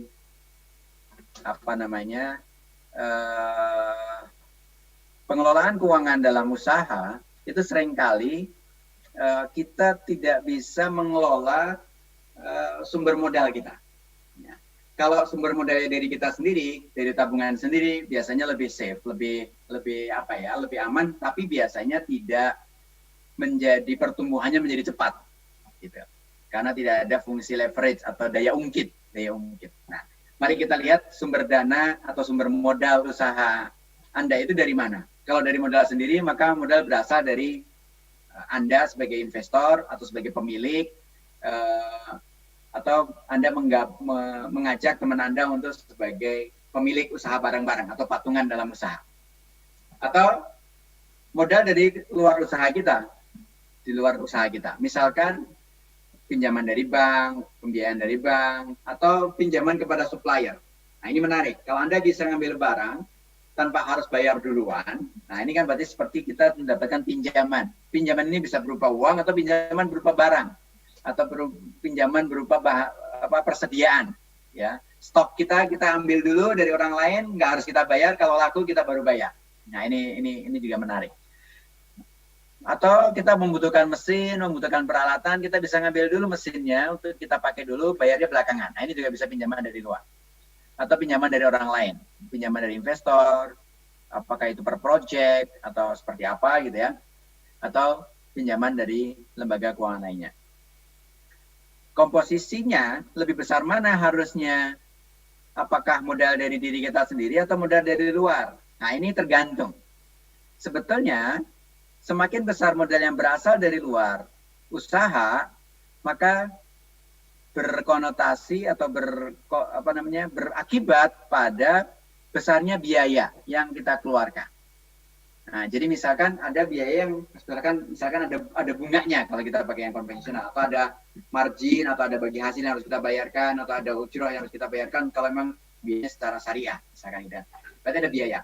Biaya ini menjadi nggak apa-apa ketika kita dengan pembiayaan tersebut, dengan mendapatkan sumber dana tersebut, kita bisa menghasilkan keuntungan yang lebih besar. Nah, misalkan Anda untuk suatu usaha membutuhkan tambahan modal, di mana tambahan modal ini mengakibatkan adanya tambahan biaya untuk si modal ini, misalkan tambahan biayanya itu 10% misalkan gitu. Tapi dengan tambahan modal ini Anda bisa menghasilkan keuntungan 20%, artinya Anda masih punya keuntungan 10% di sana. Nah, kalau pakai usaha sendiri, pakai modal sendiri, maka Anda hanya bisa mendapatkan 10% dengan jumlah yang lebih terbatas, atau bahkan bisa mendapatkan 20% tapi dengan kuantitas yang terbatas. Sementara kalau Anda ngambil dari pinjaman dari luar atau dari modal dari luar, Anda dapatnya cuma 10% tapi dengan volume yang lebih besar. Nah, volume yang lebih besar inilah yang menjadikan Anda memiliki daya ungkit. Nah, next lagi boleh? Lebih ke teknis nantinya. Nah, dalam menjalankan usaha pasti ada biaya-biaya. Nah, kita harus pisahkan mana biaya yang sifatnya tetap dan mana biaya yang sifatnya tidak tetap atau variabel. Biaya yang sifatnya variabel atau yang tidak tetap, yang bawah dulu ini ya, adalah biaya yang kita keluarkan yang langsung berkaitan dengan produksi barang atau berkaitan dengan penjualan barang atau penjualan jasa kita. Sementara biaya yang tetap adalah mau ada produksi, mau nggak ada produksi, kita harus bayarkan. Nah, seperti biaya gaji karyawan misalkan gitu ya, biaya penyusutan atas kantor, toko, kalau memang Anda menghitung itu sebagai penyusutan gitu ya, itu akan tetap ada biaya-biaya itu meskipun Anda nggak berproduksi atau produksinya sedikit maupun besar, gaji karyawannya segitu. Nah, sehingga kadang-kadang strategi, nah ini penting nih. Karena strategi usaha, akses keuangan ini menjadi suatu tren yang menarik belakangan. Jadi strateginya adalah biaya-biaya yang tadinya fix dibikin variabel. Contohnya biaya karyawan. Biaya karyawan dibilang ke karyawannya, gaji kamu sedikit aja, segini aja, misalkan berapa? 1 juta aja atau berapa, misalkan sedikit aja. Tapi kalau kamu berhasil melakukan, atau si usaha kita ini berhasil melakukan penjualan, kamu akan dapat sekian persen dari penjualannya. Nah, itu akan memotivasi si karyawan untuk ngejar supaya ini laku.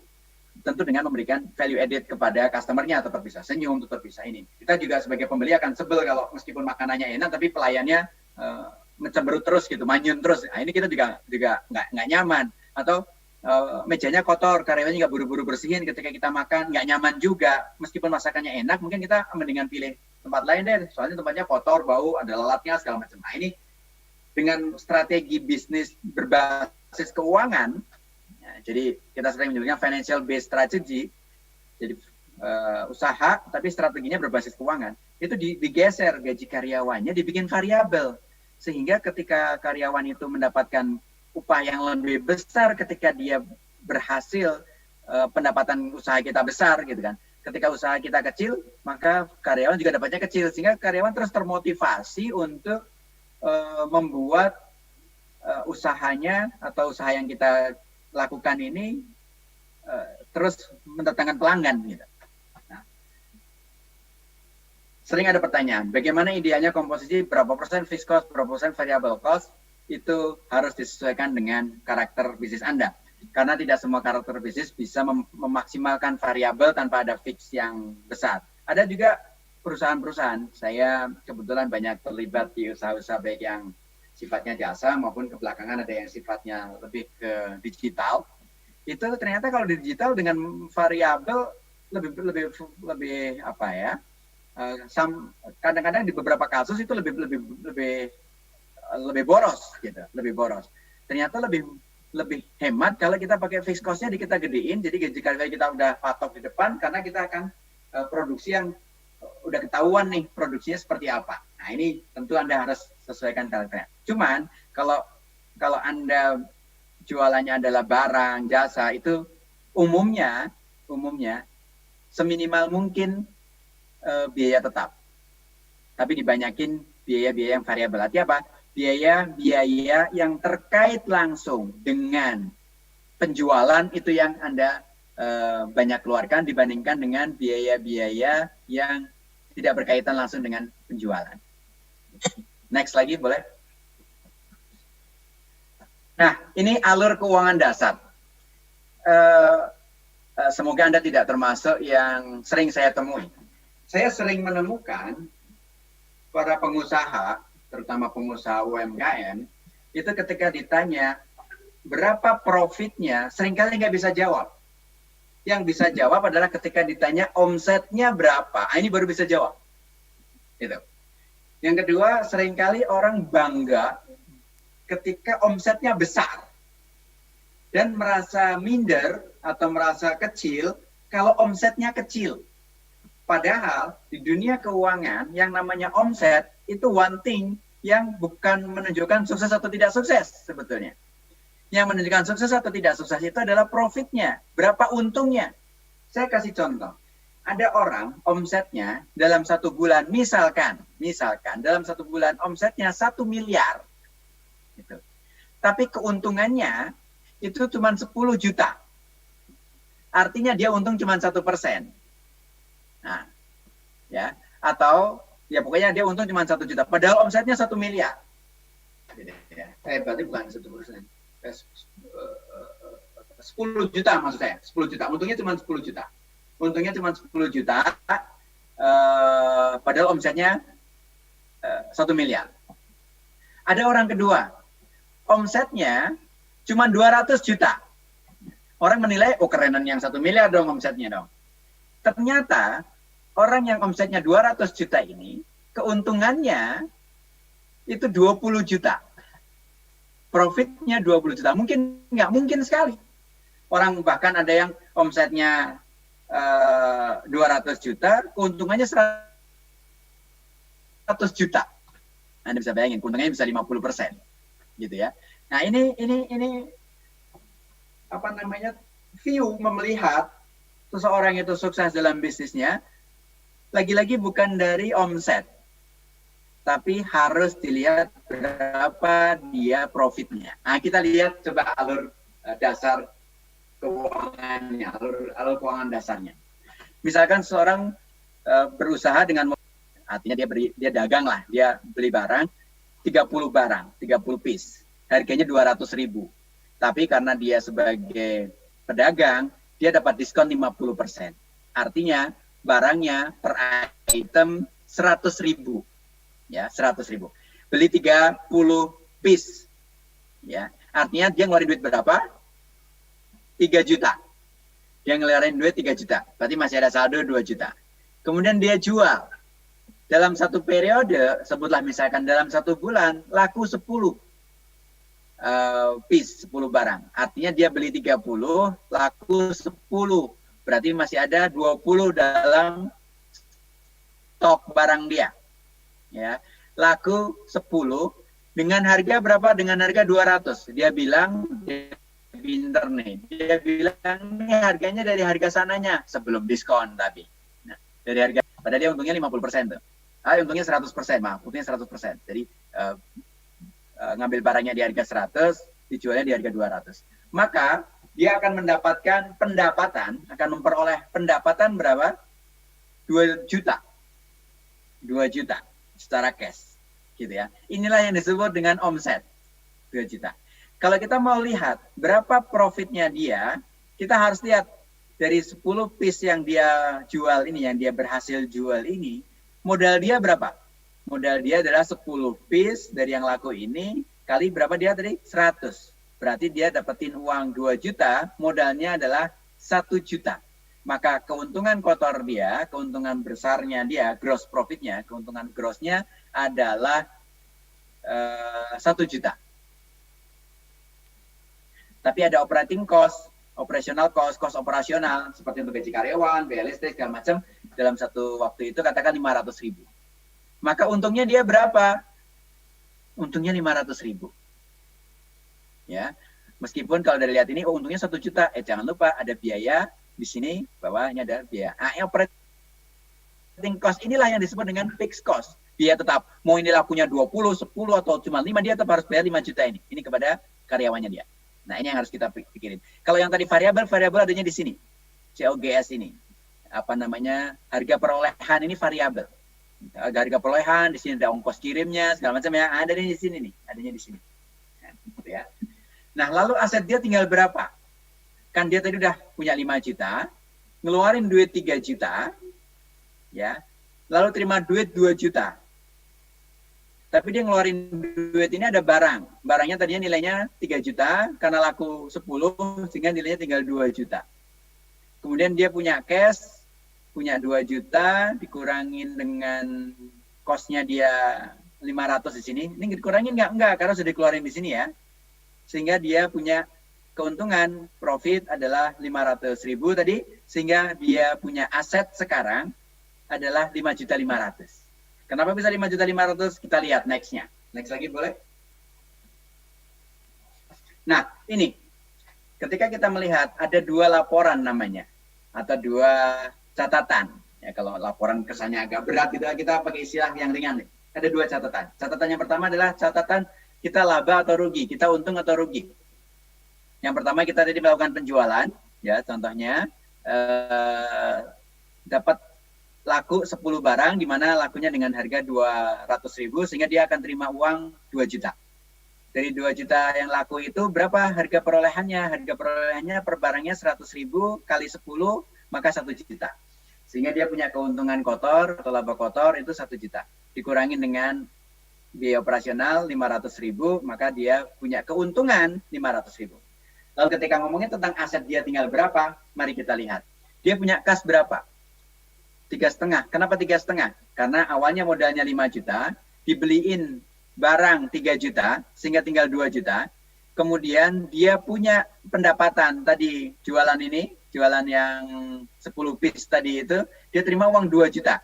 Berarti posisi ini dia punya 4 juta. Kemudian dia keluarin biaya untuk operasional ini. Biaya operasional ini 500.000. maka dia punya kas 3,5 juta. Lalu dia punya apa lagi? Punya barang yang tadi dibeli 3 juta tadi itu, 30 piece kan masih 20 piece. Harga satuannya kita lihat perolehannya berapa? 100.000. Maka kita catat 20 kali 100.000 ada 2 juta di sini. Sehingga total asetnya ada 5.500.000.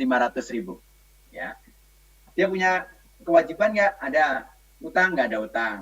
Ada laba ditahan. Ada laba ditahan itu artinya laba yang tidak diambil oleh pemiliknya.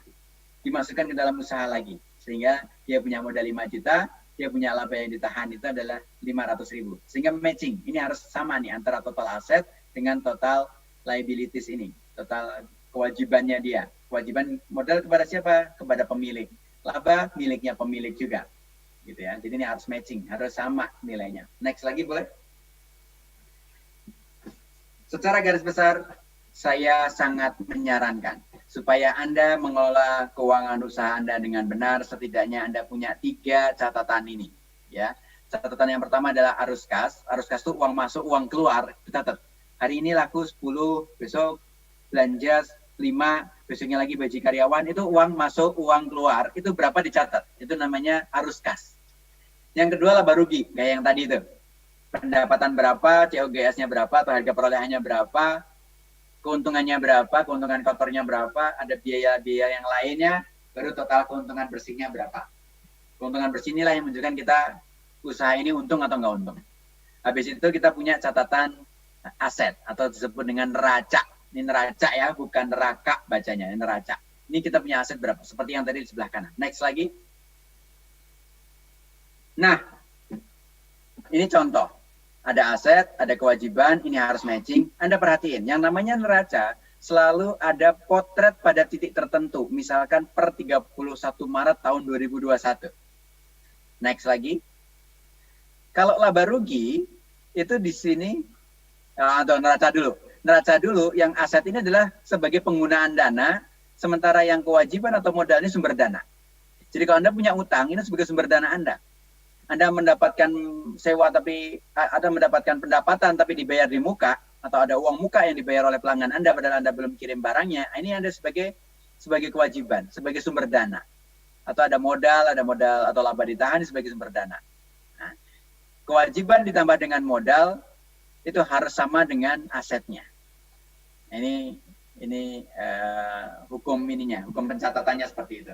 Jadi neraca harus selalu seimbang antara sumber dananya dengan penggunaan dananya. Next. Sementara dalam laba rugi, kalau tadi potret di satu tanggal doang, tapi kalau laba rugi ini menunjukkan aktivitas. Aktivitas selama misalkan ini contohnya 3 bulan, dari 1 Januari sampai 31 Maret.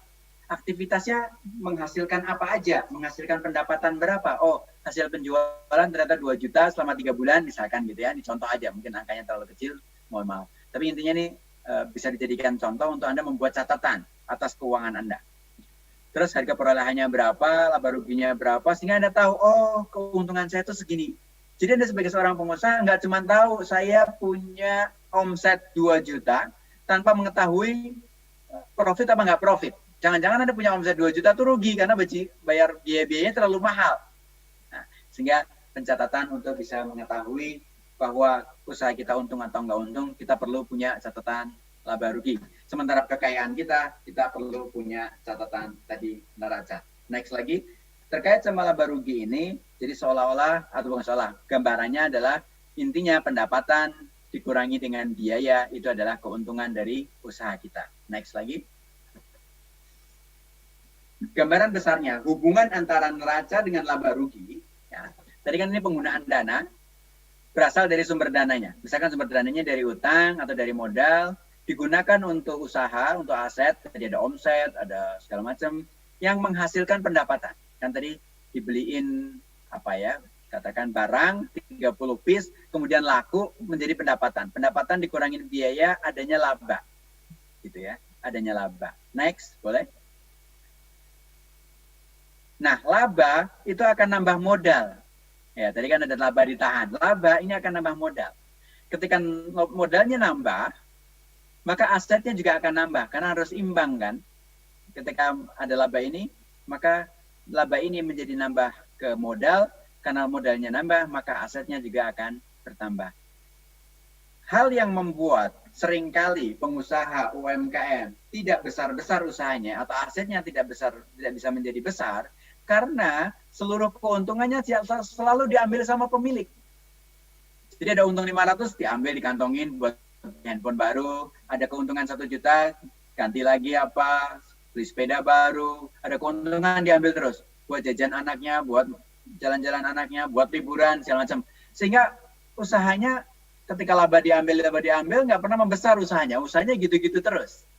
Nah, sehingga kita harus, next lagi boleh, memikirkan supaya aset ini bisa membesar dengan cara labanya jangan diambilin terus.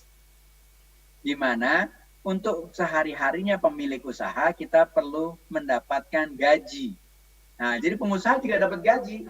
Anda bayangin kan pemilik usaha-usaha besar punya perusahaan itu dia terima gaji dulu.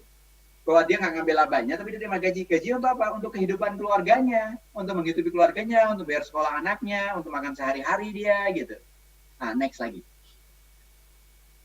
Nah, ini hubungannya dengan keuangan usaha dan keuangan pribadi. Jadi tadi di laba rugi, ini saya bikin yang sempit, yang tadi sebelumnya itu di satu kotak. Nah, ini di kotak yang hijau nih, yang di atasnya hijau, gitu kan. Jadi ada sumber dana ini digunakan untuk aset yang bisa menghasilkan pendapatan, pendapatannya dikurangi dengan biaya, termasuk, coba lihat, ada biaya gaji pemilik.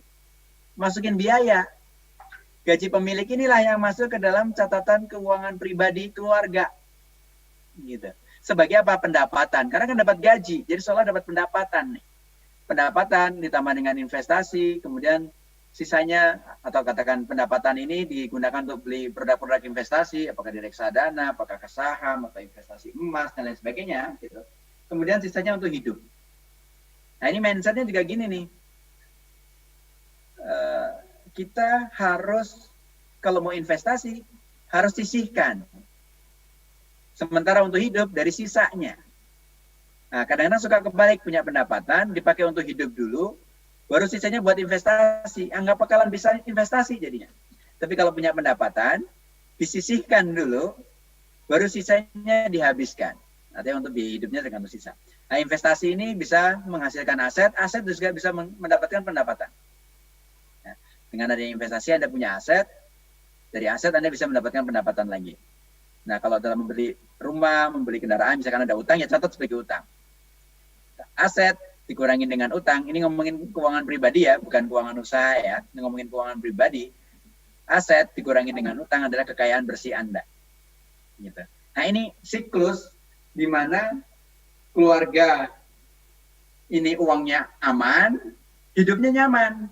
Jangan sampai keluarga kita menjadi sedih, menjadi susah keuangannya gara-gara usaha kita lagi susah misalkan.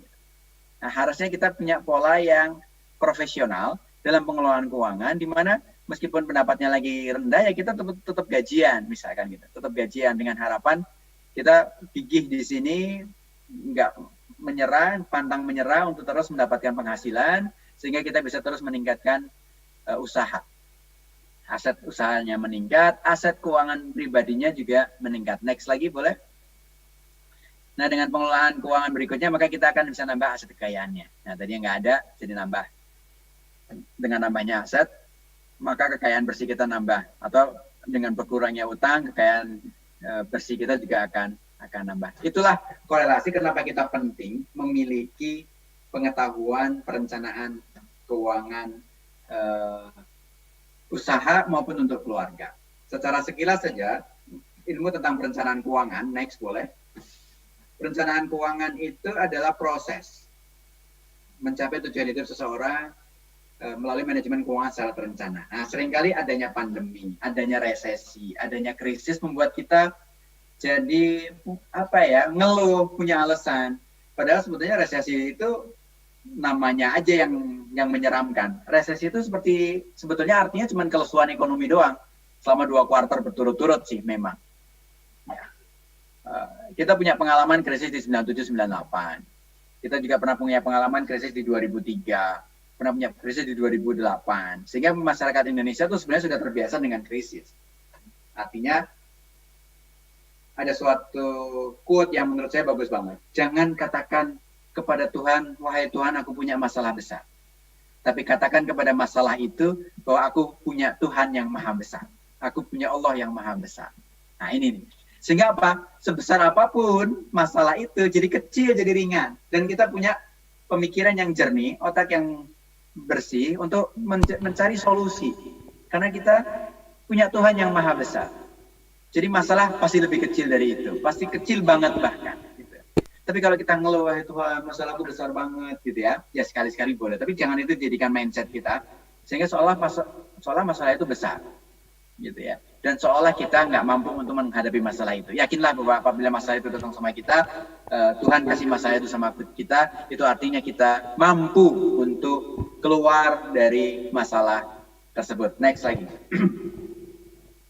Nah tadi, perencanaan keuangan adalah proses mencapai tujuan seseorang melalui manajemen keuangan secara terencana. Next. Visualisasinya seperti ini. Kita punya tujuan hidup di masa mendatang.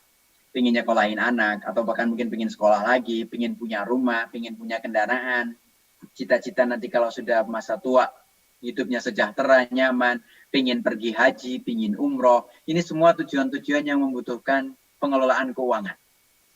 Kita tahu sekolah ada bayarnya, beli rumah juga nggak murah, beli kendaraan juga, hidup di masa tua tentu membutuhkan modal, pergi haji dan pergi umroh, misalkan itu juga perlu adanya modal uang gitu kan.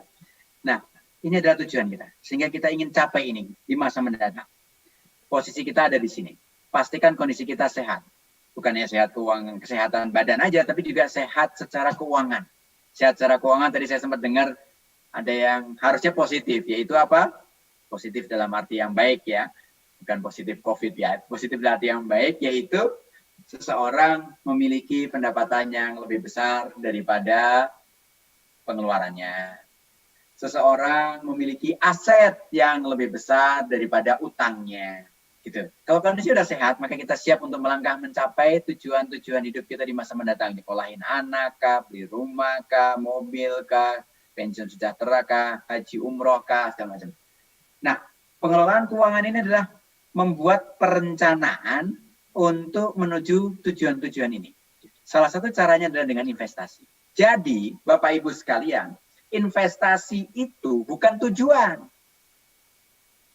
Jadi Anda beli produk, tujuannya untuk apa? Saya mau invest, Pak. Ini kurang tepat. Keliru. Gitu. Harusnya saya invest tujuannya untuk sekolahin anak. Saya invest tujuannya untuk beli rumah. Saya invest untuk nanti pensiun saya. Nanti kalau saya sudah tua, nggak mau ngandelin anak saya. Ini tujuan. Caranya dengan investasi.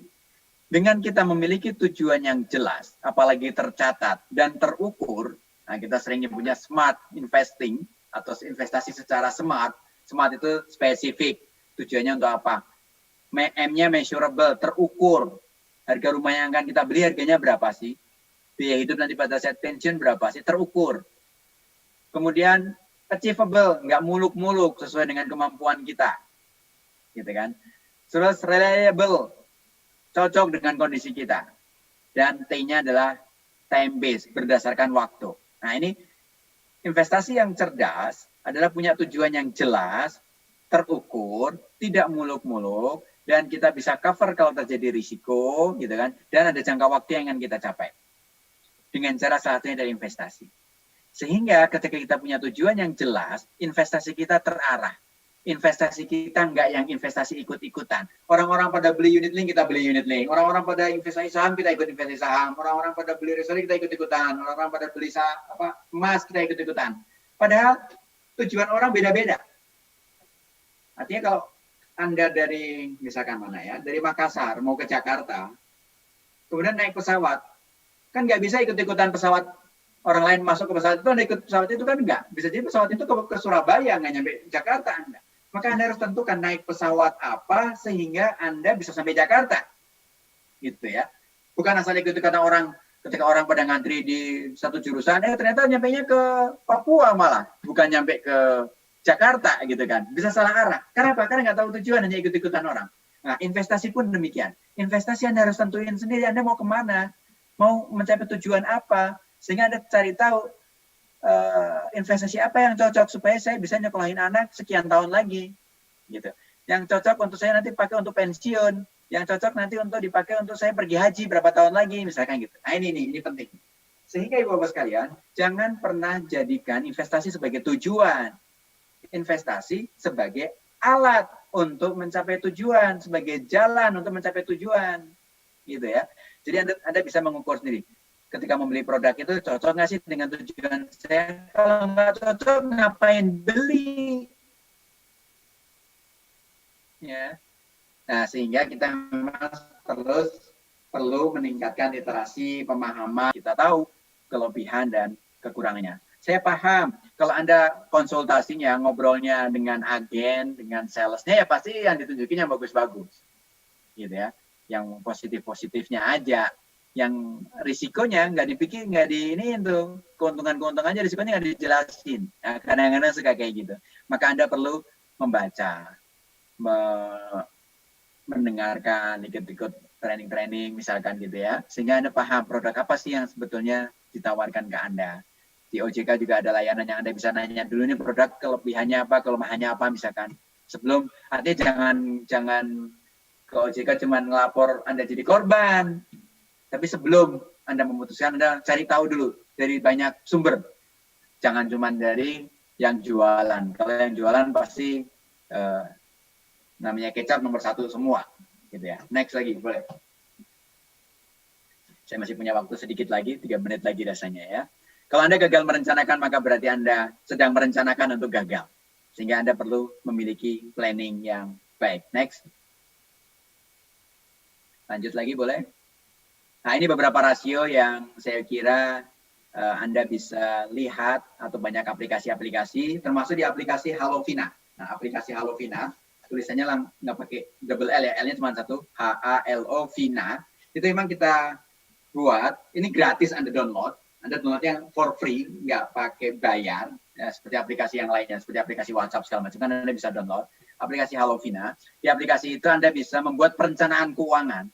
Anda bisa melihat kondisi keuangan Anda sehat apa enggak dengan rasio-rasio yang ada.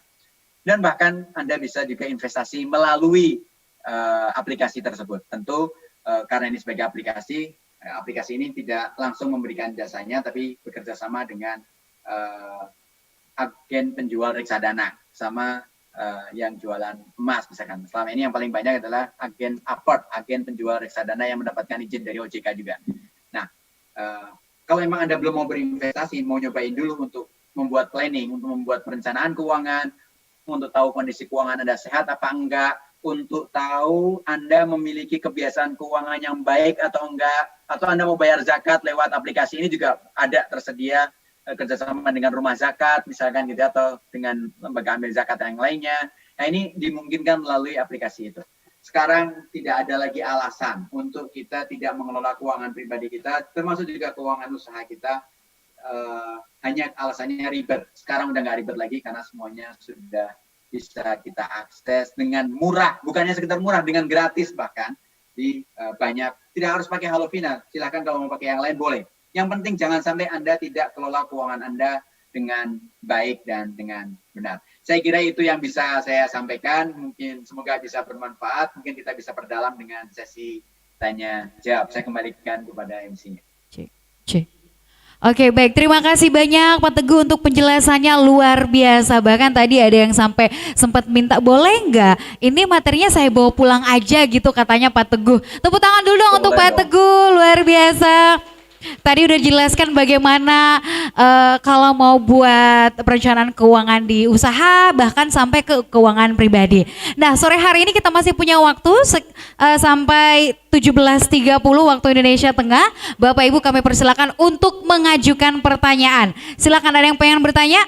Silakan Bapak, boleh maju ke depan Bapak. Iya, berdiri di sini biar kelihatan sama Pak Teguhnya. Namanya siapa? Di depan sini Pak, boleh? Iya. Cek. Bismillahirrahmanirrahim. Assalamualaikum warahmatullahi wabarakatuh. Waalaikumsalam warahmatullahi wabarakatuh. Perkenalkan Pak Teguh, saya Andi Adli, salah satu penggiat bisnis di Makassar. Kebetulan usaha saya bergerak di bidang jasa pendidikan, kursus. Nah, dari pertemuan kali ini saya mau ucapkan dulu terima kasih kepada teman-teman ABDSI Kota Makassar yang bisa memfasilitasi kegiatan yang hebat ini. Terima kasih kepada Pak Kadis Koperasi yang bisa meminjamkan ruangan yang hebat ini walaupun sedikit agak panas. Yang kedua, Pak Teguh ini memberikan saya satu gambaran bahwa tambah lagi orang Bali memang hebat-hebat ini. Mudah-mudahan dengan pertemuan kali ini bisa menularkan kehebatannya Pak Teguh kepada teman-teman di Makassar. Amin, amin, amin. Oke Pak Teguh, mungkin sedikit saya sampaikan apa yang Pak Teguh paparkan dari tadi mungkin memang sedikit di atas ekspektasi kami gitu. Karena sedikit gambaran bahwa yang hadir di sini ini adalah penggiat untuk level kecil dan mikro. Sedangkan mikro dan kecil, sedangkan yang Pak Teguh tadi paparkan itu sedikit berada di atas level kami gitu.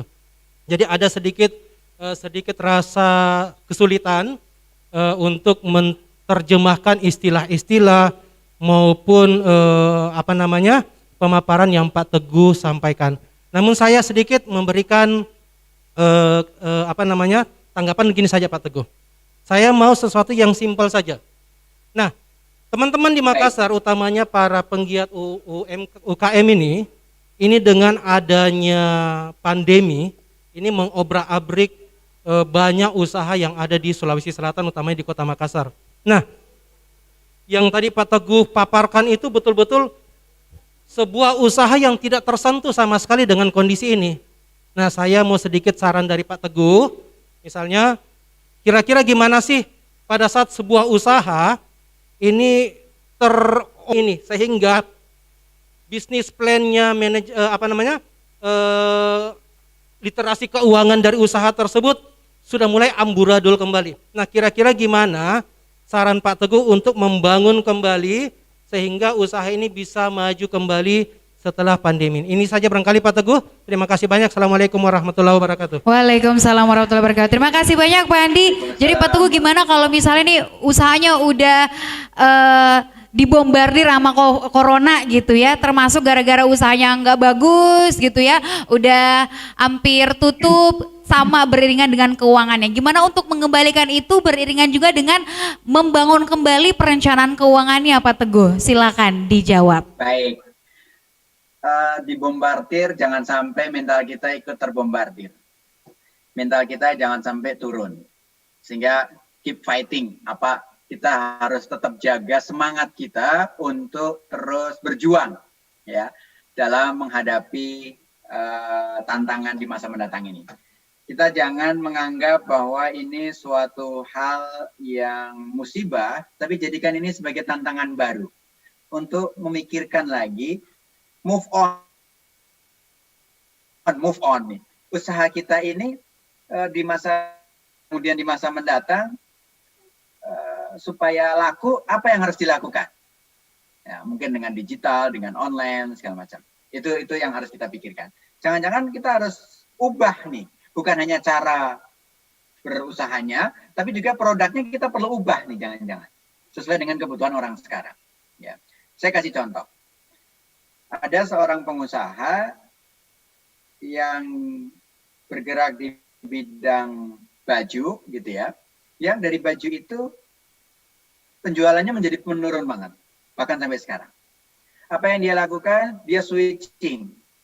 Nah, dia bikinnya masker, bikin APD, bikin hal-hal yang dibutuhkan pada masyarakat pada saat itu, sampai saat sekarang. Yang tujuannya supaya bisa memberikan value, nilai tambah kepada pelanggannya. Nah, yang harus kita lakukan berikutnya adalah membuat skala prioritas. Nah, skala prioritas itu mana yang penting dulu harus kita lakukan duluan. Mana yang nggak penting dilakukan di belakangan. Seringkali ada hal-hal yang kita melakukan tindakan yang tidak prioritas itu duluan. Karena kita merasa bahwa kerjaan kita ini, usaha kita ini. Karena jangan-jangan apa yang kita kerjakan tidak membuat solusi buat usaha kita. Nah, kita harus bikin apa yang harus kita lakukan. Cari pelanggan baru, cari kebutuhan masyarakat itu apa sekarang, atau berusahanya yang berubah, bukan produknya. Apakah sekarang, misalkan pendidikan tadi ya, pendidikan mungkin udah nggak ada ketemu muridnya lagi. Nah, mungkin ada peluang untuk privat, gitu. Saya termasuk orang yang bergerak di sektor pendidikan juga karena saya ngajar, tapi bukan ngajar di sekolah, tapi ngajar di training, gitu ya. Itu sekarang justru bisa training dengan jarak jauh, memang tentu harus disesuaikan dengan segmennya, itu dengan jarak jauh yang volumenya saya bisa lebih sering, meskipun biayanya atau cas atau apa ya, orang membayar ke kita lebih murah. Gitu. Orang membayar ke kita lebih murah, tapi dengan volume yang lebih banyak. Karena saya nggak perlu lagi pindah dari satu tempat ke tempat yang lain, gitu kan. Sehingga itu tetap bisa menjadikan kita survive. Bahwa memang ada, kita nggak bisa pungkiri, hampir nggak ada mungkin ya sektor usaha yang nggak kena COVID ini hampir nggak ada. Jadi apa yang saya paparkan tadi, tidak ada usaha yang tidak terimbas adanya pandemi, nggak ada. Hampir semuanya terimbas. Tapi banyak sektor-sektor usaha justru karena terimbas pandemi, ya, jadi langsung penjualannya meningkat. Sektor kesehatan gitu ya. Nah ini meningkat. Kuliner itu meningkat. Kuliner meningkat di perumahan-perumahan. Kalau di Jakarta misalkan gitu ya. Tapi kuliner yang ada di dekat-dekat perkantoran mati. Sehingga pindah ke perumahan-perumahan. Ataupun kalau di perkantoran sifatnya frozen gitu. Makanannya makanan frozen. Nah, diubah yang tadinya makanan udah siap santap, siap makan, ini frozen. Dan yang beli adalah orang-orang kantor yang akhirnya dia masak di rumah. Karena dia merasa kalau dia masak di rumah, dia lebih sehat, lebih terbebas dari virus, dan sebagainya. Nah, ini kita yang harus cari tahu. Artinya apa? Dengan adanya tantangan, pandemi, kemudian diikuti dengan resesi, resesi ini menjadikan daya beli masyarakat rendah, maka kita pasti akan terimbas dan kita harus punya cara. Bahkan, salah satu hikmah dari adanya pandemi ini adalah sektor sosial yang maju. Sektor sosial ini adalah santunan, membantu orang lain. Ini jumlah dana sosial meningkat tajam di tahun 2020-2021 awal ini. Kenapa meningkat tajam? Karena ternyata masyarakat kita termasuk masyarakat yang memiliki karakter tolong-menolong, gotong royong yang cukup kental. Nah, sehingga ini di-grab oleh lembaga-lembaga sosial, lembaga amil zakat, atau lainnya yang ada ke lembaga itu. Karena lembaga-lembaga itu memiliki budget yang lumayan besar, gitu kan.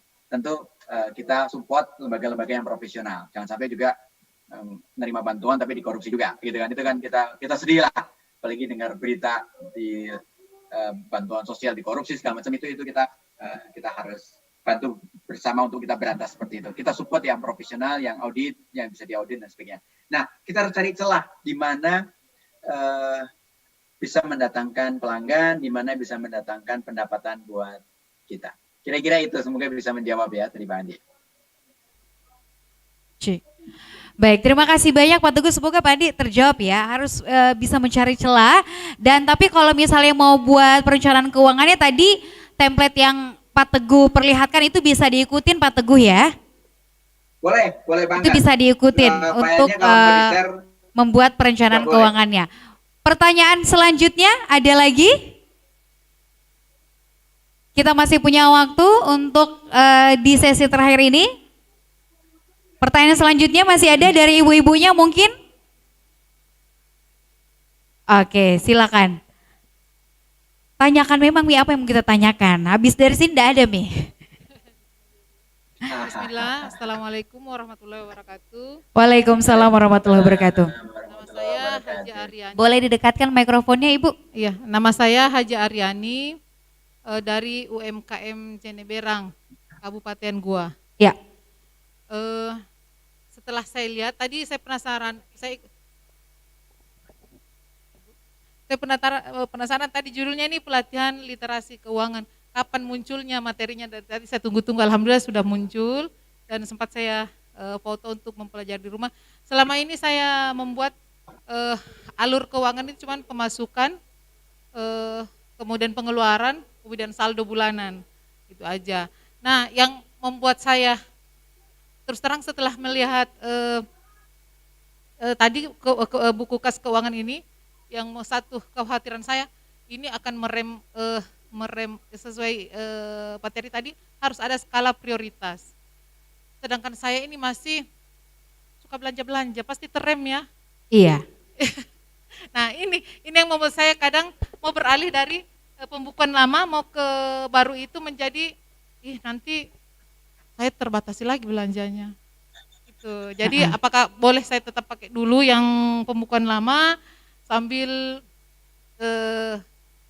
beradaptasi ke pembukuan Iya, baru. iya. Untuk pencatatan pembukuan lama atau catatan keuangan yang lama apa saja isinya Ibu? Itu aja, Sesuai itu yang aja. tadi kah, laba rugi dan neraca atau seperti apa? Enggak, cuman pemasukan harian, pengeluaran, kemudian nanti profitnya di akhir bulan. Oke. Itu aja. Baik. Jadi Pak Teguh, namanya siapa Bu? Haja Aryani. Ibu Haja Andriani. Jadi Pak Teguh, Ibu Haja Andriani ini pengen beralih ke perencanaan keuangan yang baru sesuai yang Pak Teguh sarankan gitu, tapi masih takut gitu, jangan sampai nanti kalau beralih ke perencanaan keuangan yang baru atau pencatatan yang baru nggak bisa belanja lagi Pak Teguh gitu ya, karena beliau masih hobi belanja gitu. Untuk yang sementara ini pencatatan keuangannya ya masih pemasukan harian, pengeluaran harian, nanti di akhir bulan baru diakumulasikan semuanya. Bagaimana tanggapannya Pak Teguh, silakan. Bu Haja Andriani, Anda tidak perlu mengubah. Karena yang Anda lakukan itu baru satu laporan saja. Yaitu yang saya sebut dengan arus kas tadi. Uang masuk, uang keluar. Kemudian di akhir bulan selisihnya berapa, Anda anggap itu sebagai keuntungan. Ya, Anda anggap sebagai keuntungan. Sejatinya itu bukan keuntungan. Itu adalah saldo dari uang masuk sama uang keluar. Bisa jadi ada barang, bisa jadi ada tagihan yang belum Anda terima, bisa jadi ada utang yang belum Anda bayarkan, gitu kan. Nah, jadi kalau uang masuk, uang keluar aja, itu hanya baru satu laporan dari 3 yang kita perluin. Yaitu yang kedua adalah laba rugi dan yang ketiga adalah neraca. Sehingga Anda tidak perlu beralih, Bu, tinggal melengkapi.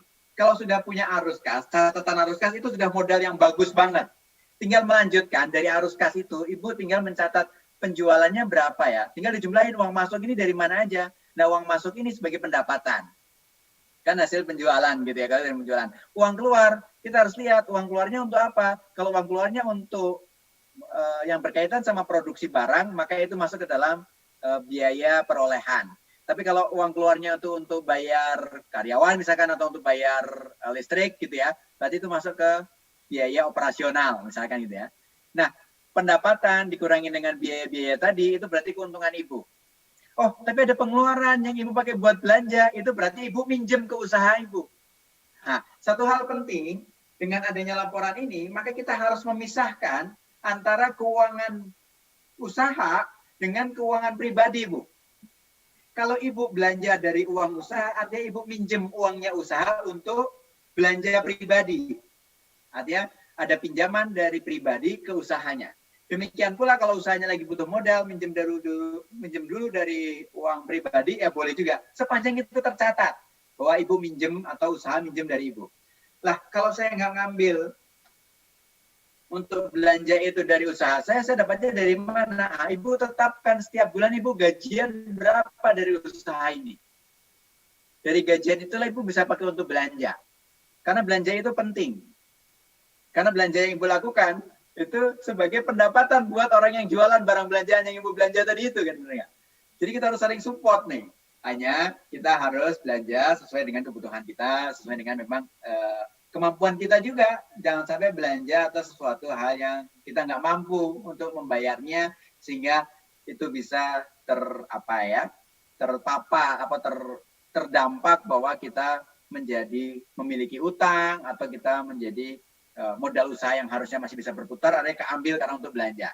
Gitu. Jadi kesimpulannya, Bu Haja, Ibu Haja tidak perlu beralih, nggak perlu. Yang Anda lakukan sekarang terusin, tapi dilengkapi, ditambahi untuk masuk ke laporan laba rugi dan laporan pencatatan atas aset. Pencatatan aset itu Anda lakukan setahun sekali juga nggak apa-apa.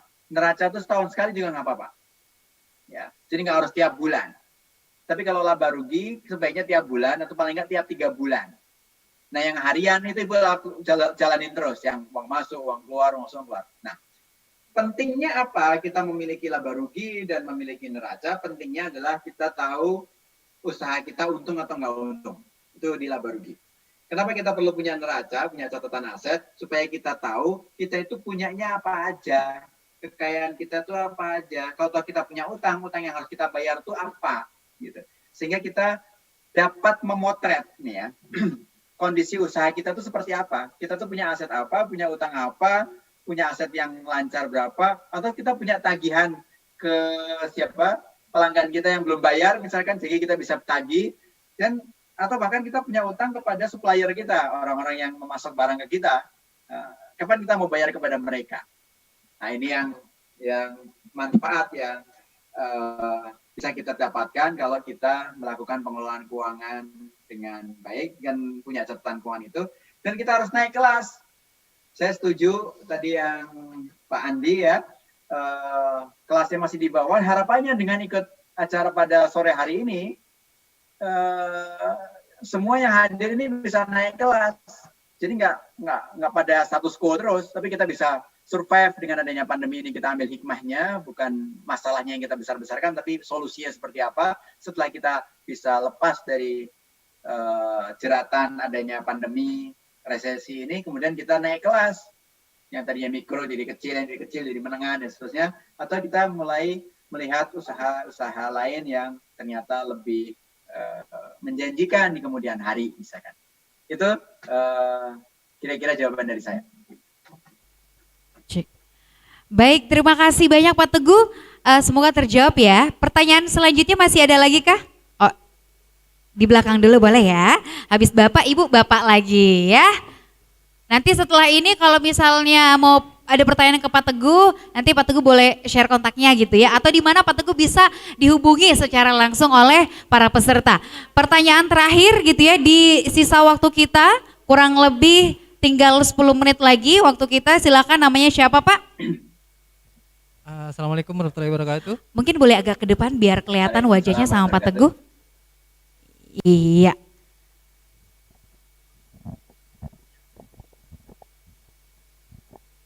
Ini padahal saya udah kangen banget nih pengen ke Makassar ini. Assalamualaikum warahmatullahi wabarakatuh. Waalaikumsalam warahmatullahi wabarakatuh. Saya dengan Arun dari Makassar. Saya ingin bertanya, tadi Bapak sempat katakan jangan jadikan investasi sebagai tujuan, tapi jadikan investasi sebagai alat untuk mencapai tujuan. Jadi pertanyaan saya, cara berinvestasi dengan baik itu bagaimana? Dan kapan waktu yang tepat untuk berinvestasi? Karena tadi saya sempat mendengarkan harga saham saat ini turun. Terima kasih. Oke, namanya siapa tadi? Arun. Arun. Oke, pertanyaannya Pak, kapan waktu yang tepat untuk berinvestasi dan cara berinvestasi yang tepat seperti apa nih Pak Teguh? Boleh langsung dijawab. Yang pertama, investasi bagaimana caranya? Itu ada satu metode investasi yang baik, yaitu goal based investment, investasi berbasis tujuan. Jadi Anda tetapkan dulu Pak Arun, ini saya mau berinvestasi, tujuannya buat apa? Kapan? Misalkan saya pengen pergi haji, kapan pengen pergi hajinya? Atau kapan pengen bayar hajinya itu terpenuhi 25 jutanya? Atau berdua sama pasangan 50 jutanya kapan gitu ya? Dalam waktu 5 tahun lagi deh. Nah, berarti Anda harus cari produk-produk investasi yang cocok untuk jangka waktu 5 tahun itu. Jadi kenali tujuannya dulu, baru cari jalan menuju tujuan. Nah, kenapa saya sampaikan investasi itu jangan dijadikan tujuan? Saya khawatir, atau kejadiannya adalah kalau investasi dijadiin tujuan, selalu orang cenderung untuk berinvestasi pada produk yang menjanjikan keuntungan yang besar. Padahal keuntungan yang besar itu selalu diiringi dengan risiko yang besar juga. Jadi kalau orang selalu ngejar yang returnnya gede, maka orang ini juga akan beresiko yang gede juga, yang besar juga. Nah, siap nggak menerima risiko itu? Kalau jangka waktunya masih lama, masih 20 20 tahun lagi akan dipotong ya, misalkan untuk pensiun atau untuk misalkan apa ya, beli rumah kedua misalkan gitu ya, masih jangka waktu masih panjang, nggak apa-apa pada produk-produk yang risikonya tinggi dengan harapan returnnya tinggi. Tapi kalau uangnya mau dipakai cuma dalam waktu 3 tahun lagi, 5 tahun lagi, itu nggak lama loh. Sehingga harus disesuaikan. Berikutnya, orang yang menjadikan investasi sebagai tujuan seringkali greedy. Greedy itu serakah. Selalu nggak puas dengan return. Begitu ada yang lebih tinggi, dia pindahin ke situ. Begitu ada yang lebih tinggi lagi, dia pindahin lagi ke produk yang lebih tinggi lagi. Nah, kayak gini nih, yang menjadikan masyarakat banyak terkena investasi bodong. Karena rata-rata investasi bodong itu dan seolah-olah tidak ada risiko sekali. Sehingga yang masuk dan kalau udah uangnya besar diterima sama si penyelenggara investasi bodong itu kaburlah dia. Ya, makanya kita jadi korban. Nah, sehingga supaya kita tidak serakah dalam berinvestasi, maka investasinya harus kita manage dan jadikan investasi sebagai tool, sebagai alat untuk mencapai tujuan investasi. Kapan waktu investasi yang terbaik? Waktu investasi yang terbaik adalah 25 tahun yang lalu. Oh enggak. Waktu investasi yang terbaik adalah memang 20 tahun, 25 tahun yang lalu, tapi waktu investasi terbaik kedua adalah saat ini atau sekarang. Dan investasi yang terbaik berikutnya adalah ketika kita punya uang untuk diinvestasiin. Ngapain kita menunggu harga saham murah untuk beli saham, tapi kalau pada saat harga murah kita juga nggak punya uang untuk investasi, ya nggak? Jadi ya pastikan Anda punya uang dan kemudian invest, gitu. Nah, kapan timing yang tepat untuk membeli produk yang mana? Itu ada ilmunya. Kalau di saham misalkan ada technicalnya, ada fundamental analisisnya, gitu ya. Anda belajar itu. Dan sekarang pembelajaran tentang investasi yang gratis juga banyak banget. Tinggal Anda rajin-rajin aja browsing yang gratis kayak gini juga kan gratisan ya. Itu juga Anda bisa cari sehingga Anda bisa meningkatkan literasi Anda, pemahaman Anda, dan juga bagaimana investasi yang baik seperti apa Anda bisa menjalankan investasi itu. Dan satu hal lagi, belajar investasi yang baik adalah langsung nyemplung. Karena belajar investasi itu seperti belajar berenang. Anda kalau belajar berenang hanya lewat seminar-seminar aja, saya yakin Anda nggak bakalan bisa berenang. Tapi dengan masuk ke kolam renang, maka Anda bisa berenang. Ya, tapi jangan juga langsung masuk ke lautan Selat Makassar gitu ya. Tenggelam Anda di sana, masuk ke Samudra Hindia, tenggelam Anda di sana. Harus dari yang kecil-kecil dulu. Jadi yang kolam yang kecil, kolam yang besar, yang dalam gitu pelan-pelan. Demikian pula dalam investasi, masuk dengan nominal kecil dulu. Tapi beli produknya, beli reksadananya, beli sahamnya misalkan. Kecil-kecil dulu aja belinya, baru lama-lama nambah sambil meningkatkan pengetahuan kita sehingga kita bisa memahami seluk-beluk karakter dari masing-masing produk investasi itu. Harapannya dengan cara seperti itu maka kita bisa meningkatkan literasi kita dan kita terbebas dari penipuan dan juga terbebas dari, maaf ya, kadang-kadang orang merasa tertipu padahal sebetulnya dia tidak memahami produknya. Itu ada risiko, namanya investasi kan tidak boleh dijamin. Ada risiko itu ada risiko, seperti misalkan unit link, saham, reksadana, itu ada risikonya. Dan risiko itu harus kita sanggup untuk mengcover. Dengan pemahaman seperti itu maka kita tahu, oh produk ini beresiko, saya rugi di sini. Itu adalah saya terkena risiko itu. Bukan berarti produknya yang salah, tapi memang produknya lagi mengalami harga pasar yang turun, misalkan gitu. Banyak produk yang ada risikonya tinggi, ada juga produk-produk yang risikonya rendah. Misalkan reksadananya pasar uang, reksadananya pendapatan tetap, atau beli sukuk negara, obligasi negara, itu semua produk-produk investasi yang rendah. Bagaimana dengan emas misalkan? Ini saya lihat banyak ibu-ibu ya.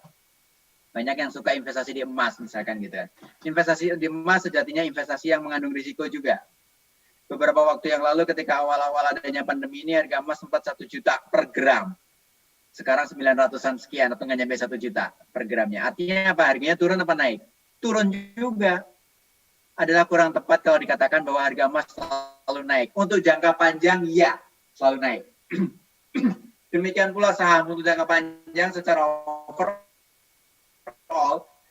saham-saham yang ada di itu naik tengah naik turun itu terjadi. Nah sekarang saham lagi turun, emas dibandingin sama tahun lalu agak sedikit naik, saham dibandingin tahun lalu juga naik sebetulnya, tapi kenaikannya tidak sesignifikan pada tahun-tahun sebelumnya, gitu. Karena memang karakter emas dan karakter saham itu mirip, terjadi fluktuasi harga yang fluktuasinya itu bisa setiap saat berubah. Tapi kalau Anda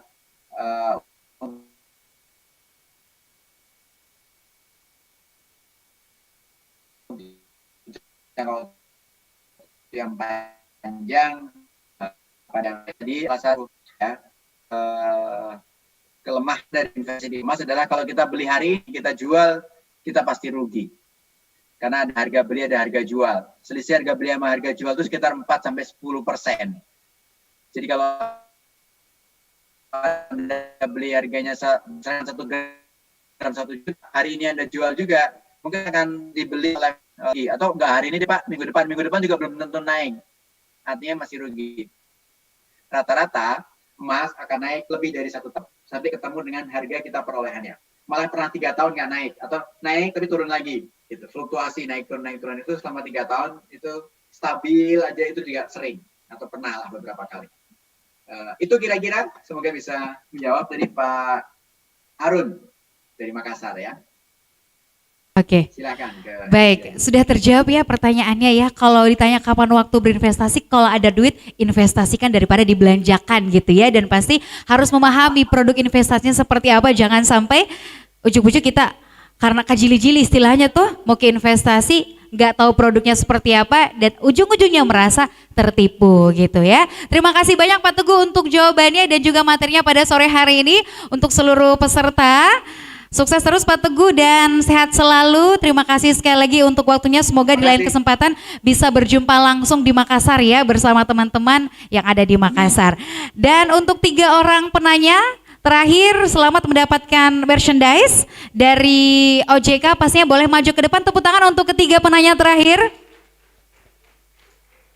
Pak Andi, Ibu Haja dan juga Mas Arun boleh maju ke depan.